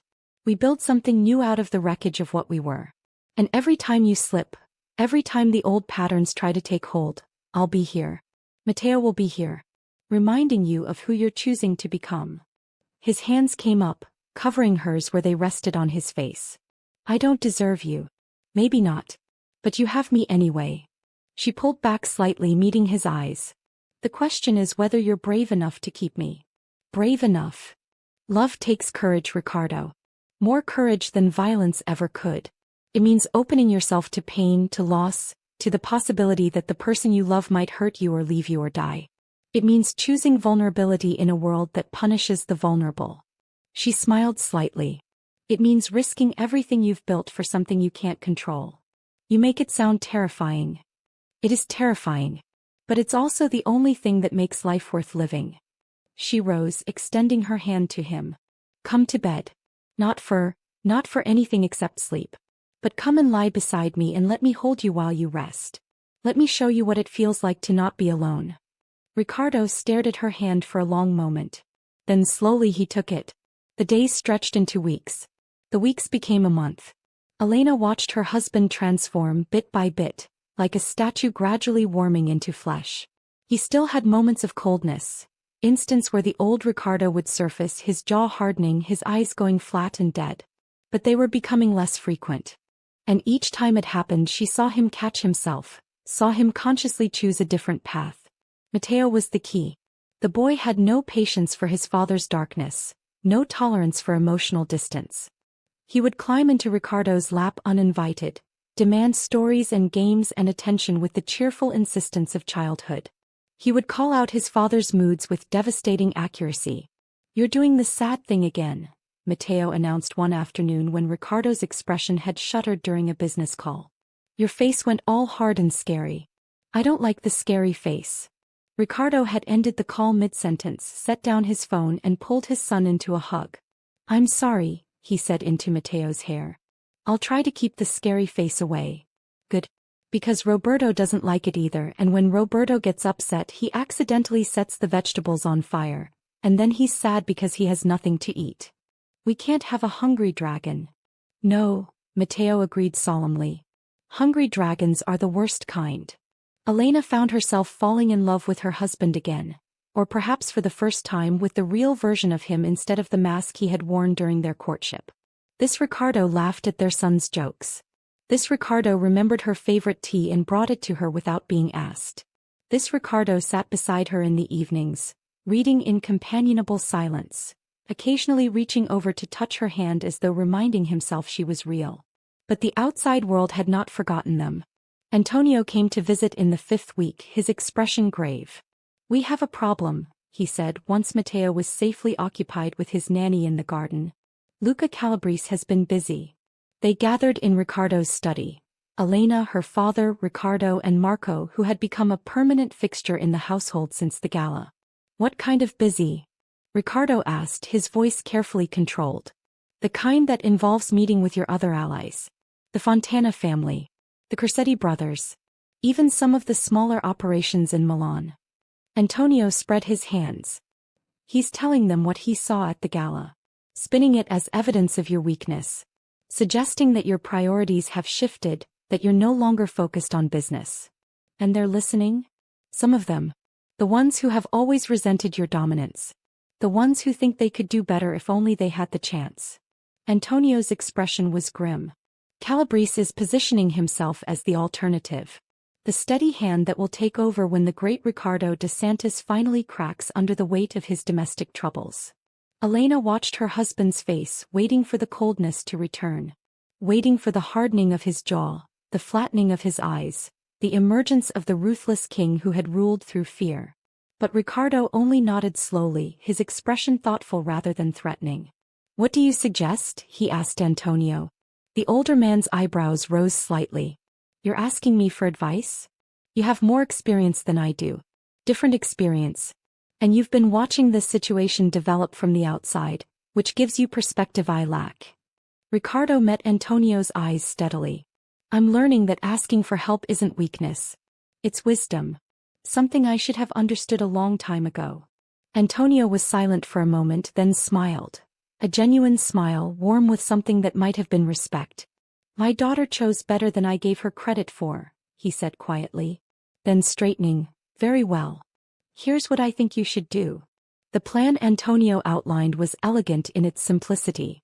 Rather than confronting Calabrese directly, which would play into the narrative of Ricardo as volatile and unstable, they would undermine him through misdirection and strategic reveals. "We use the truth as a weapon," Antonio explained. "The truth about your marriage, about Matteo, about your new priorities. We spin it as strength rather than weakness. Show the other families that you're building something lasting, something that will outlive any individual business arrangement." "How?" "A gathering. Here at the estate. We invite everyone, allies, rivals, the undecided. We show them Matteo.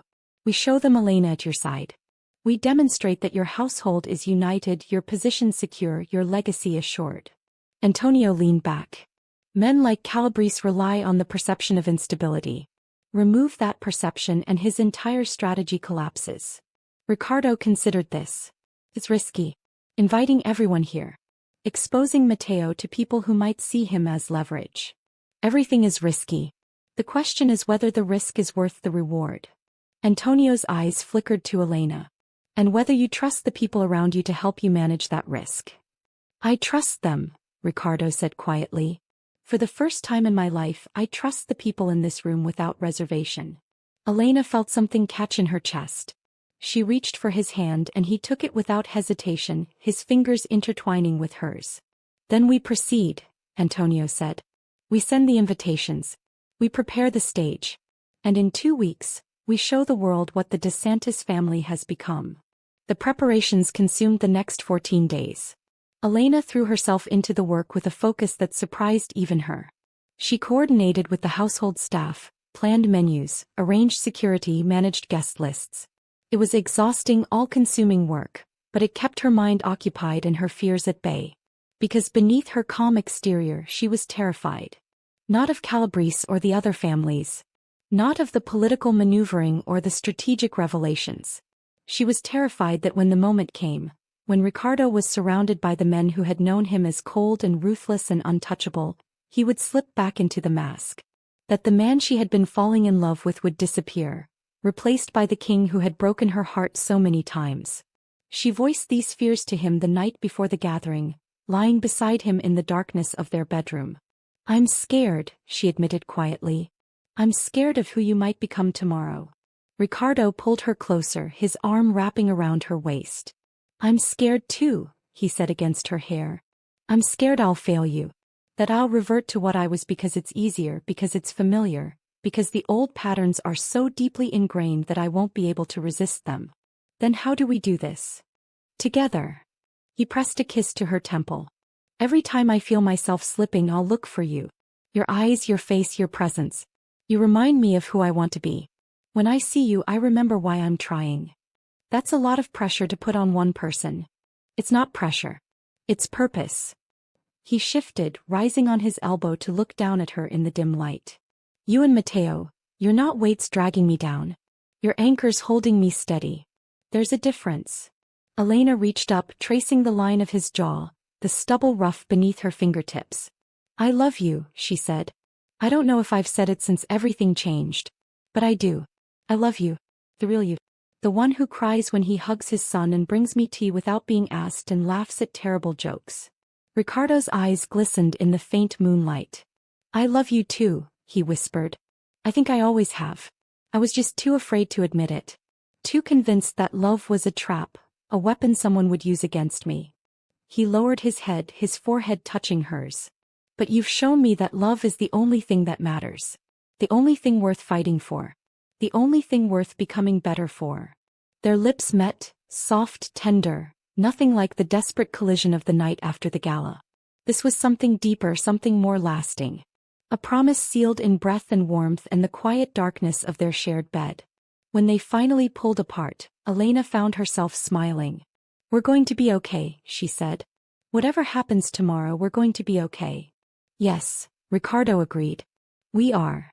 And for the first time in 6 years she truly believed it. The day of the gathering dawned bright and clear. The estate had been transformed. Gardens groomed to perfection. Fountains sparkling in the sunlight. Staff moving with practiced efficiency, ensuring every detail was precisely as Elena had specified. Guests began arriving in the early afternoon, sleek cars winding up the long driveway, disgorging men and women in impeccable attire. Elena greeted each arrival with a smile that revealed nothing of her inner turmoil, while Ricardo stood at her side, his hand a constant warm presence at the small of her back. Luca Calabrese arrived late, which Elena recognized as a deliberate power play. He emerged from his car with a smile that didn't reach his eyes, his posture radiating a confidence that seemed slightly forced. "DeSantis," he said, extending his hand. "Lovely estate. I don't believe I've ever been invited before. An oversight I'm correcting." Ricardo's handshake was firm but not aggressive. "Welcome to our home." Luca's gaze shifted to Elena, and there was something calculating in his assessment. "Mrs. DeSantis, you're looking well. I trust the domestic situation has stabilized since we last met." "The domestic situation was never unstable," Elena replied smoothly. "But I appreciate your concern." Before Luca could respond, a small figure came hurtling across the lawn. "Mama. Papa." Matteo skidded to a halt beside them, his formal clothes already slightly askew. "Roberto says there's a man in the garden who smells like bad things, and I should stay away from him." Elena caught Luca's face tightening at the mention of the imaginary dragon, and at the casual way Matteo addressed Ricardo as Papa. "Thank you for telling us," Ricardo said, crouching to meet his son's eyes.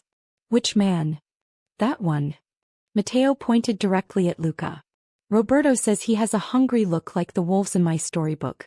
The ones who pretend to be nice but really want to eat all the sheep." The silence that followed was deafening. Elena had to bite the inside of her cheek to keep from laughing. Beside her, she could feel Ricardo's shoulders shaking with suppressed amusement. "Roberto sounds like a wise dragon," Ricardo said gravely. We should always listen to wise dragons. I know. That's what I said. Matteo turned to study Luca with those gray eyes, Ricardo's eyes, that seemed to see straight through pretense. Are you a wolf, mister? Because I don't like wolves. They're sneaky. I assure you, Luca said through gritted teeth, I am not a wolf. Matteo didn't seem convinced. That's what a wolf would say. He turned back to his parents. Anyway, I'm going to go play with Captain Storm now. He wants to defeat the evil pirates. He ran off without another word, leaving Luca standing in his wake, his composure visibly rattled. Children, Elena said pleasantly. They say the most interesting things. Indeed. Luca's smile was strained. You must be very proud. We are, Ricardo said. More proud than I can express. He gestured toward the main terrace where other guests were gathering. Shall we? I believe my father-in-law has some announcements he'd like to make. They walked as a group toward the gathering, Elena and Ricardo side by side, Luca trailing behind them like a wolf who had suddenly realized he had wandered into a lion's den. Antonio's speech was masterful. He stood before the assembled guests, 30 of the most powerful figures in the criminal underworld, and spoke with the quiet authority of a man who had nothing to prove. 7 years ago, he began, I made a decision that many of you believed was the end of my story. I stepped back from the life I had built, allowed the world to think I was dead, and watched from the shadows as you all scrambled to claim pieces of what I had left behind. Murmurs rippled through the crowd. I did this for many reasons, but the primary one was simple. I was tired. Tired of the violence. Tired of the paranoia. Tired of watching men destroy themselves and everyone around them in pursuit of power they couldn't keep. His eyes swept the assembled faces. I wanted something different for my daughter. Something better. Elena felt Ricardo's hand tighten on hers. Instead, Antonio continued, she found herself married to a man who embodied everything I had hoped to protect her from. A man who was cold where she needed warmth, distant where she needed presence, calculating where she needed love. Ricardo's jaw tightened, but he didn't look away. He stood tall, accepting the condemnation. I could have intervened. I could have removed him from the equation permanently. Many of you know I have the capability. Antonio's voice hardened. But my daughter asked me to wait. She believed, against all evidence, that the man she had married was capable of becoming someone worthy of her love. He paused, letting the words settle. I thought she was naive. I thought she was blinded by sentiment, unable to see clearly because her heart was involved. A slight smile crossed his weathered face. I was wrong. The murmurs intensified. Over the past several weeks I have watched Ricardo DeSantis transform. I have watched him become a father to the son he didn't know he had. I have watched him become a husband, a true husband, to the wife he had neglected for years. I have watched him choose vulnerability over coldness, love over fear, family over power. Antonio's gaze found Luca Calabrese in the crowd. There are those among you who believe this transformation is weakness, who see a man focused on his family and assume he has lost his edge, his ambition, his capacity for decisive action. His voice dropped to something almost dangerous. Those people are mistaken. He gestured, and Elena watched as Marco and several other men moved through the crowd, handing out folders to each guest. Inside those folders, Antonio continued, you will find documentation of every meeting Luca Calabrese has held over the past month. Every conversation he has had attempting to undermine the DeSantis family. Every promise he has made to your rivals about territories and arrangements that he has no right to offer. Luca's face went white. You will also find evidence of his family's involvement in activities that violate our most sacred agreements. Trafficking. Of people, not goods. Activities that we have all agreed cross lines that should never be crossed. The silence in the garden was absolute. Ricardo DeSantis has changed, Antonio said. He has become a better man, a better husband, a better father. But do not mistake his gentleness for weakness. Do not assume that his love for his family has diminished his capacity to protect them. His eyes swept the crowd one final time. Because behind every great man stands a family willing to defend him. And behind this family stands me. The implied threat hung in the air like smoke after a gunshot. Luca tried to speak, his mouth opening and closing, but no words emerged. Around him, the other guests were leafing through their folders, expressions ranging from shock to disgust to calculation. "I believe," Ricardo said, stepping forward to stand beside his father-in-law, "that Mr. Calabrese was just leaving. Unless anyone objects." No one objected. Lucas stumbled backward, his composure completely shattered. He cast one final venomous look at Ricardo and Elena, then turned and fled toward his car. As the sound of his engine faded into the distance, Ricardo turned to address the remaining guests. "My father-in-law has said everything that needed to be said. But I want to add one thing." His voice carried across the garden, steady and clear. "For years I ruled through fear. I believed that was the only way to maintain power, to protect my interests, to ensure my survival. I was wrong." He reached for Elena's hand, pulling her to stand beside him. "This woman, my wife, taught me that there is strength in love. That vulnerability does not equal weakness. That the most powerful thing a man can do is admit he was wrong and choose to be better." He raised their joined hands. "I choose to be better. Every day. For her. For our son. For the future I want to build instead of the past I was repeating." His eyes swept the assembled guests. "If any of you have concerns about my leadership, about my commitment, about my capacity to protect your interests, speak now. I am happy to discuss them. But know this. The man who stood before you a month ago, the cold king who feared nothing and felt less, that man is gone. In his place stands a husband, a father, and a leader who understands that true power comes not from what you're willing to destroy, but from what you're willing to protect." For a long moment no one spoke. Then slowly Giorgio Fontana, the patriarch of one of the oldest families, began to clap. Others joined him. Within seconds the entire gathering was applauding, and Elena watched as decades of cold calculation melted into something that looked almost like respect. Almost like admiration. Ricardo turned to her, his eyes bright with emotion. "We did it," he whispered. "We did it," she agreed. And then Matteo came barreling through the crowd, throwing himself at his parents with the exuberance of a child who had no idea what had just transpired and didn't care. "Roberto says the wolves are gone," he announced triumphantly. "He scared them away with his fire." Ricardo laughed, sweeping his son into his arms. "Roberto is a hero. I know. He's the best dragon in the whole world." Matteo wrapped his arms around his father's neck, then leaned over to include Elena in the embrace. "And you're the best mama and papa in the whole world. Can we have cake now?" "Yes, tesoro," Elena said, her eyes blurring with happy tears. "We can have cake now." The weeks that followed were the happiest of Elena's life. With Calabrese's influence shattered and the other families firmly aligned behind Ricardo, the external pressures that had shadowed their household finally eased. There was still work to be done. There would always be work to be done. But for the first time Elena felt like they had room to breathe. Room to grow. Room to become the family they had never had the chance to be. Ricardo threw himself into fatherhood with the intensity he had once reserved for business. He learned Matteo's schedule, his preferences, his fears, and his dreams. He attended every meal, every bedtime story, every imaginary adventure with Captain Storm and Princess Luna and the vegetable-eating dragon Roberto. He also learned Elena. Really learned her in ways he had never bothered to before. He learned that she hated mornings but loved the way light looked through the library windows at dawn. He learned that she had wanted to be a painter before her father's world had claimed her, and he quietly arranged for an art studio to be built in the east wing of the estate.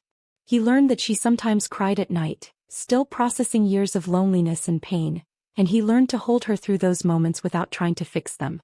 "You can't fix everything," she told him one night, when he looked helpless in the face of her tears. "Sometimes people just need to feel. They need to let the pain out so it doesn't fester." "I want to take it away," he said, his voice rough. "I want to undo every moment that hurt you. You can't. But you can be here while I heal. That's enough." So he was there. Night after night. A steady presence in the darkness, anchoring her to something real. And slowly, incrementally the wounds began to close. 3 months after the gala, Elena found herself standing in the art studio Ricardo had built for her, staring at a blank canvas. She hadn't painted in 7 years. Had convinced herself she had lost the ability, the desire, the spark that had once made colors sing beneath her brush. But now, with the morning light streaming through the windows and the smell of fresh paint filling her lungs, she felt something stirring. Something awakening. She picked up a brush. Mixed colors on her palette. And then, without consciously deciding to, she began to paint. The image that emerged was not planned. It flowed from somewhere deep inside her. A garden of roses in full bloom, their petals rendered in shades of red that ranged from blood dark to sunset pale.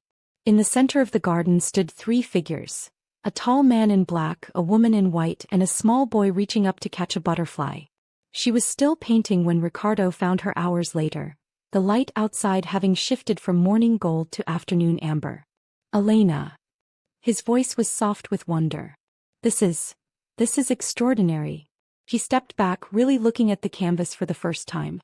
The family in the garden. The roses that surrounded them. The butterfly that the boy was reaching for, forever suspended in mid-flight. It's us, she said. Or who I hope we're becoming. Ricardo moved to stand behind her, his arms wrapping around her waist, his chin resting on her shoulder. We are becoming this, he said. Day by day. Just like you said. Do you really believe that? I believe that 6 months ago I didn't know I had a son. I believed my wife was a stranger who shared my house but not my life. I believed that power was the only thing that mattered and love was a weakness that would destroy me. He pressed a kiss to her neck, just below her ear. Now I know that everything I believed was wrong. And for the first time in my life I'm grateful to be wrong. Elena turned in his arms, facing him. There's something I need to tell you, she said. Something flickered in his eyes, the old fear, the instinctive bracing for bad news. But he controlled it, kept his voice steady. What is it? I'm pregnant. The words hung in the air between them. Ricardo's face went through a series of expressions. Shock, disbelief, wonder, and finally joy. Pure, unfiltered joy that transformed his features into something she had never seen before. Pregnant, he repeated. We're going to have another baby. Yes. She bit her lip, suddenly uncertain. I know we haven't talked about it. I know things are still complicated. If you're not ready. He kissed her before she could finish the sentence. It was not a gentle kiss. It was fierce and desperate and filled with everything he couldn't put into words. His hands cupped her face, his thumbs brushing away tears she hadn't realized she was shedding. Ready? He said when they finally broke apart. I've been waiting my whole life for this without knowing it. A family. A real family. Children who will grow up knowing they are loved. Who will never wonder if their father sees them as anything other than the most precious things in the world. This baby will know, Elena whispered. Just like Matteo knows. Just like I know now. I love you. The words came easily now, without the struggle they had once required. I love you and Matteo and this baby and the life we're building together. I love all of it with a ferocity that terrifies me. But I'm not afraid of being terrified anymore. He rested his forehead against hers. I'm not afraid of anything as long as I have you. You have me, she promised. For the rest of our lives. For every moment that comes after. You have me. They stood there in the studio, wrapped in each other's arms, surrounded by the smell of paint and possibility. The canvas behind them captured a moment of hope frozen in color. The future stretched before them like an uncharted map, full of challenges and triumphs they couldn't yet imagine. But whatever came, they would face it together. As a family. 6 months later, in the same bedroom where Matteo had been born in secret and sorrow, Elena gave birth to a daughter. They named her Sofia, after Ricardo's mother. The woman who had been the only light in his dark childhood, whose loss had shattered something in him that was only now beginning to heal.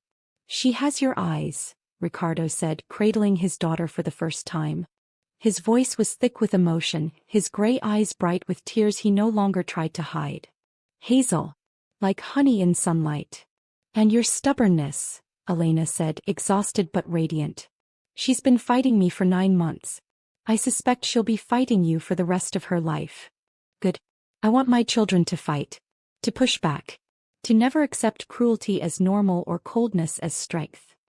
He looked down at the tiny face, at the rosebud mouth and the delicate fingers that were already wrapping around his thumb.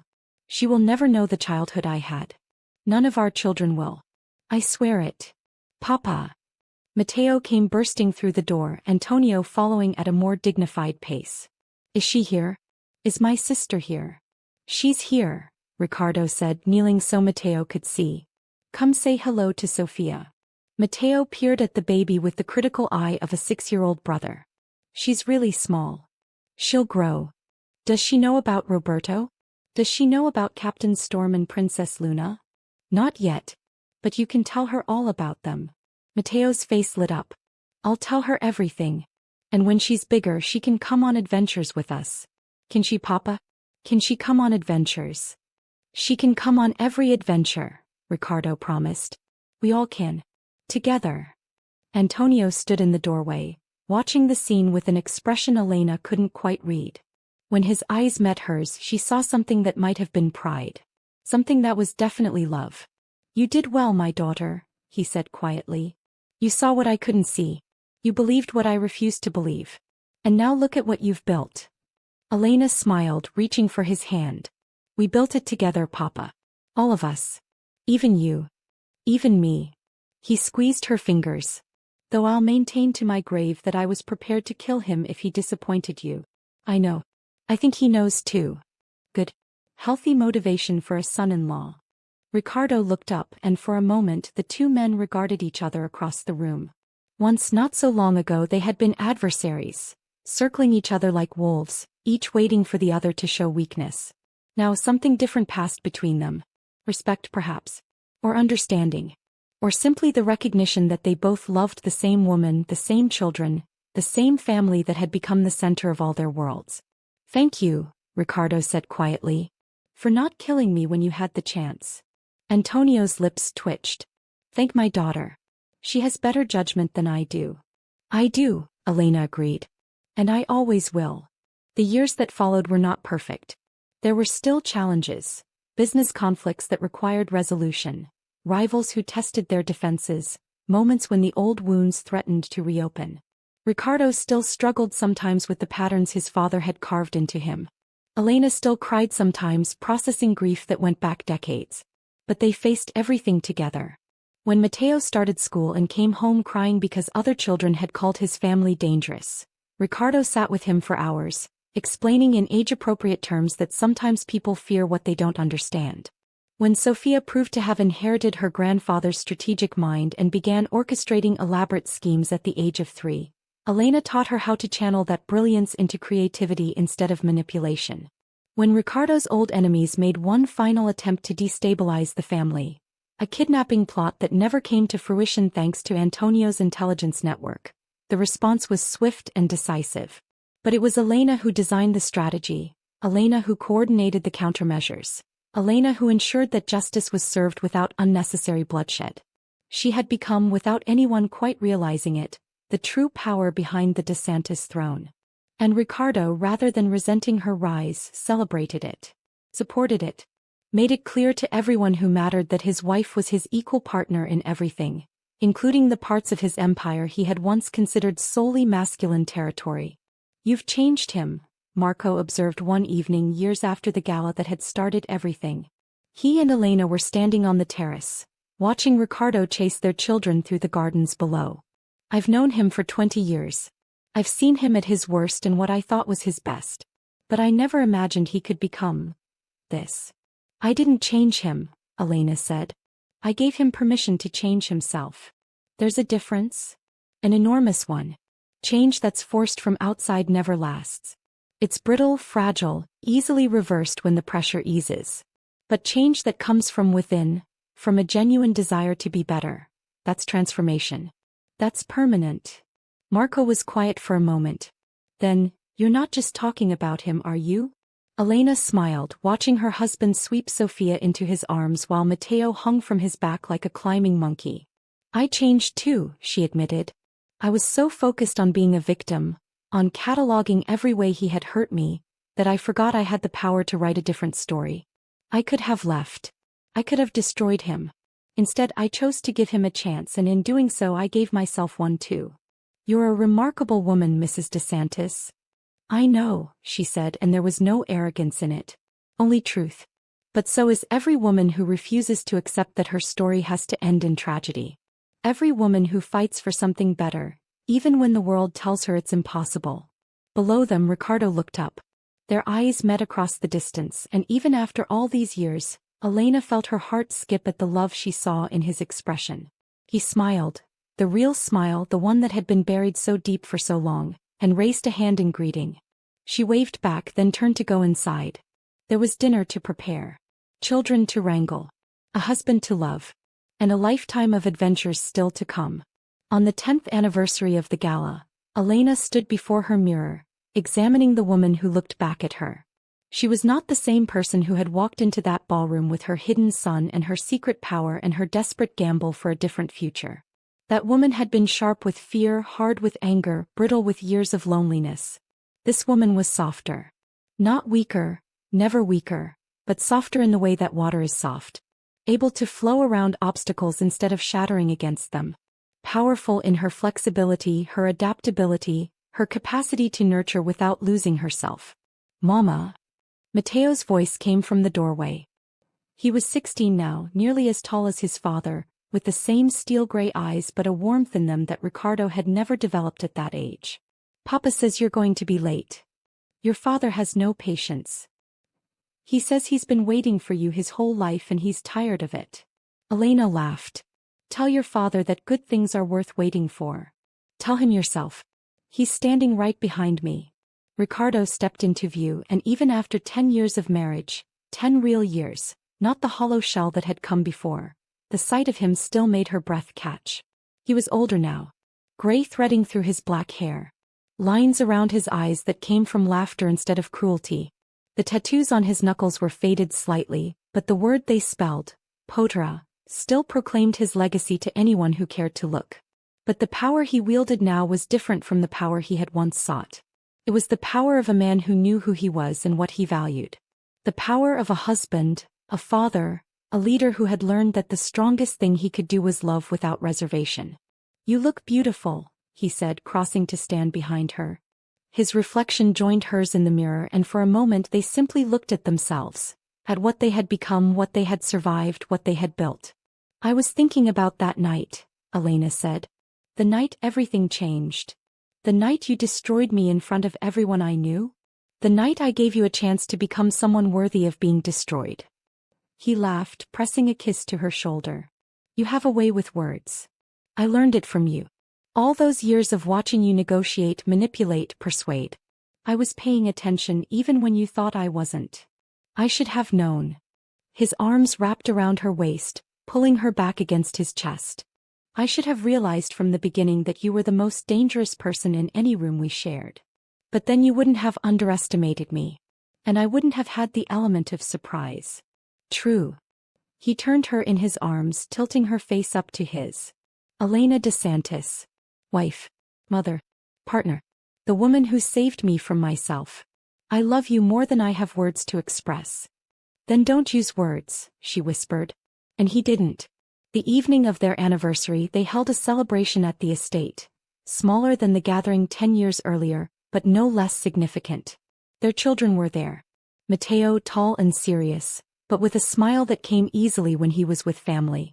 Sophia, 10 years old and already showing signs of the strategic brilliance that ran in her mother's line.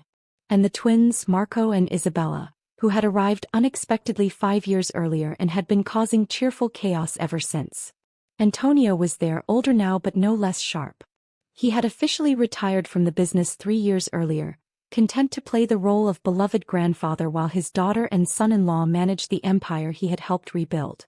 Marco Benedetti was there along with his wife and children, because somewhere along the way Ricardo's right-hand man had become family too. And around them, filling the gardens with laughter and conversation, were the allies and friends they had gathered over the years. People who had once feared Ricardo DeSantis but now respected him. People who had once pitied Elena but now admired her. People who understood that the family at the center of this gathering was something rare and precious. A dynasty built not on fear but on love. As the evening wore on and the children grew sleepy and the stars emerged overhead, Ricardo and Elena found themselves alone on the terrace where so much of their journey had unfolded. Any regrets? Ricardo asked, his arm around her shoulders, his eyes on the sky. Elena considered the question carefully. There had been so much pain. So many years of loneliness.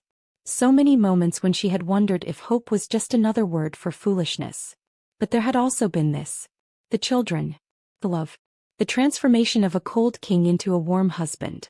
The discovery that she herself was capable of more strength, more grace, more forgiveness than she had ever imagined. No regrets, she said finally. Every moment of suffering brought us here. And here is exactly where I want to be. Even the worst moments? Especially those. They taught us what we could survive. They showed us what we were willing to fight for. She turned to face him, her hazel eyes meeting his gray ones. They made us who we are. Ricardo nodded slowly. Then with the same deliberate grace that had once made him terrifying, he dropped to one knee. Elena's breath caught. What are you doing? Something I should have done properly 10 years ago. Something I should have done before we ever exchanged vows the first time. He reached into his pocket, pulling out a ring that glinted in the starlight. Elena Verz DeSantis, will you marry me? For real this time? With full knowledge of who I am and who I'm still becoming. Tears were sliding down her cheeks, but she was laughing too. Laughing at the absurdity of it, the beauty of it, the perfect rightness of this moment. Yes, she said. 1,000 times yes. He slipped the ring onto her finger. A new ring, different from the one he had given her so many years ago.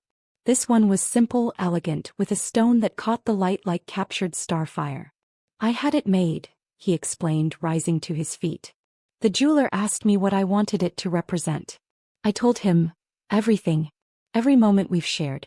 Every tear we've shed. Every laugh, every fight, every reconciliation. I wanted it to hold all of it. Elena held up her hand, watching the light play across the stone. It's beautiful. You're beautiful. He cupped her face in his hands, those tattooed fingers gentle against her skin. You are the most beautiful thing that has ever happened to me.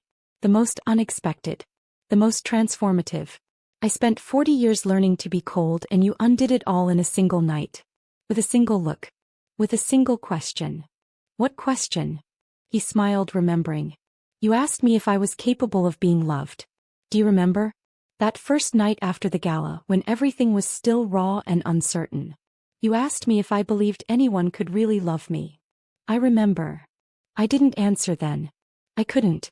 The question was too big, too frightening. He leaned his forehead against hers. But I know the answer now. The answer is yes. Yes, I am capable of being loved. Because you love me. And your love has made me capable of loving in return. They stood there as the stars wheeled overhead, wrapped in each other's arms, surrounded by the home they had built and the family they had raised and the future they were still writing together. And when they finally walked back inside, hand in hand, they both knew the truth. This was not an ending. This was just the beginning of the rest of their lives. 20 years after that first gala, Elena sat in the garden where she had once painted her family in roses and hope. She was older now. Gray threading through her dark brown hair. Lines on her face that told the story of a life fully lived.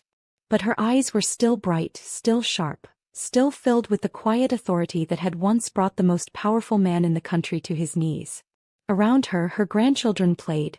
Mateo's sons, Sophia's daughters, the twins' various contributions to the family's next generation. They chased each other through the gardens, their laughter echoing off the ancient stone walls, their joy proof that the cycle of pain had been broken. Ricardo found her there as he always did. He was slower now, moving with the careful deliberation of age, but his eyes were warm when they found her face. Warm and still filled with wonder. We did it, he said, settling into the chair beside hers. We actually did it. Did what? Changed the story. He reached for her hand, intertwining their fingers the way they had 10,000 times before. My father raised me to be a monster. I was supposed to continue the cycle. Cold to my wife, cruel to my children, creating more monsters to carry on after I was gone. His voice was thick with emotion. But look at them, Elena. Look at what we built instead. Elena looked. At the children laughing in the sunshine. At the estate that had been transformed from a house of fear into a home of love. At the family that had grown from secrecy and sorrow into something expansive and joyful and real. You built it, she said softly. I just showed you it was possible. You showed me everything.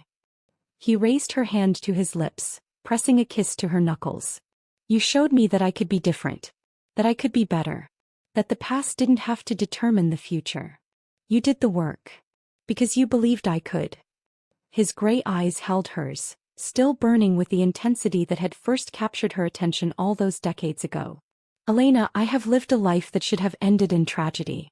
I should have died alone and unmourned, surrounded by people who feared me and nothing more.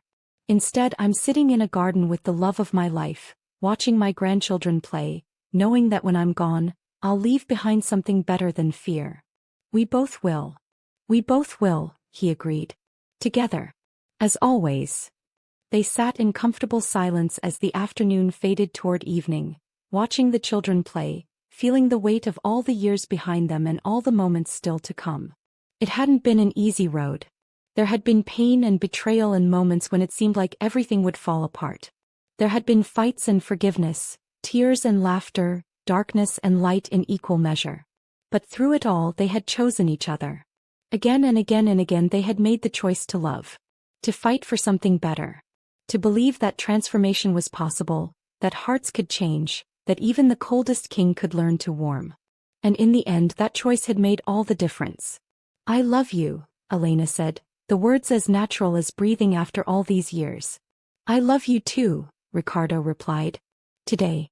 Tomorrow. For every moment we have left and every moment after.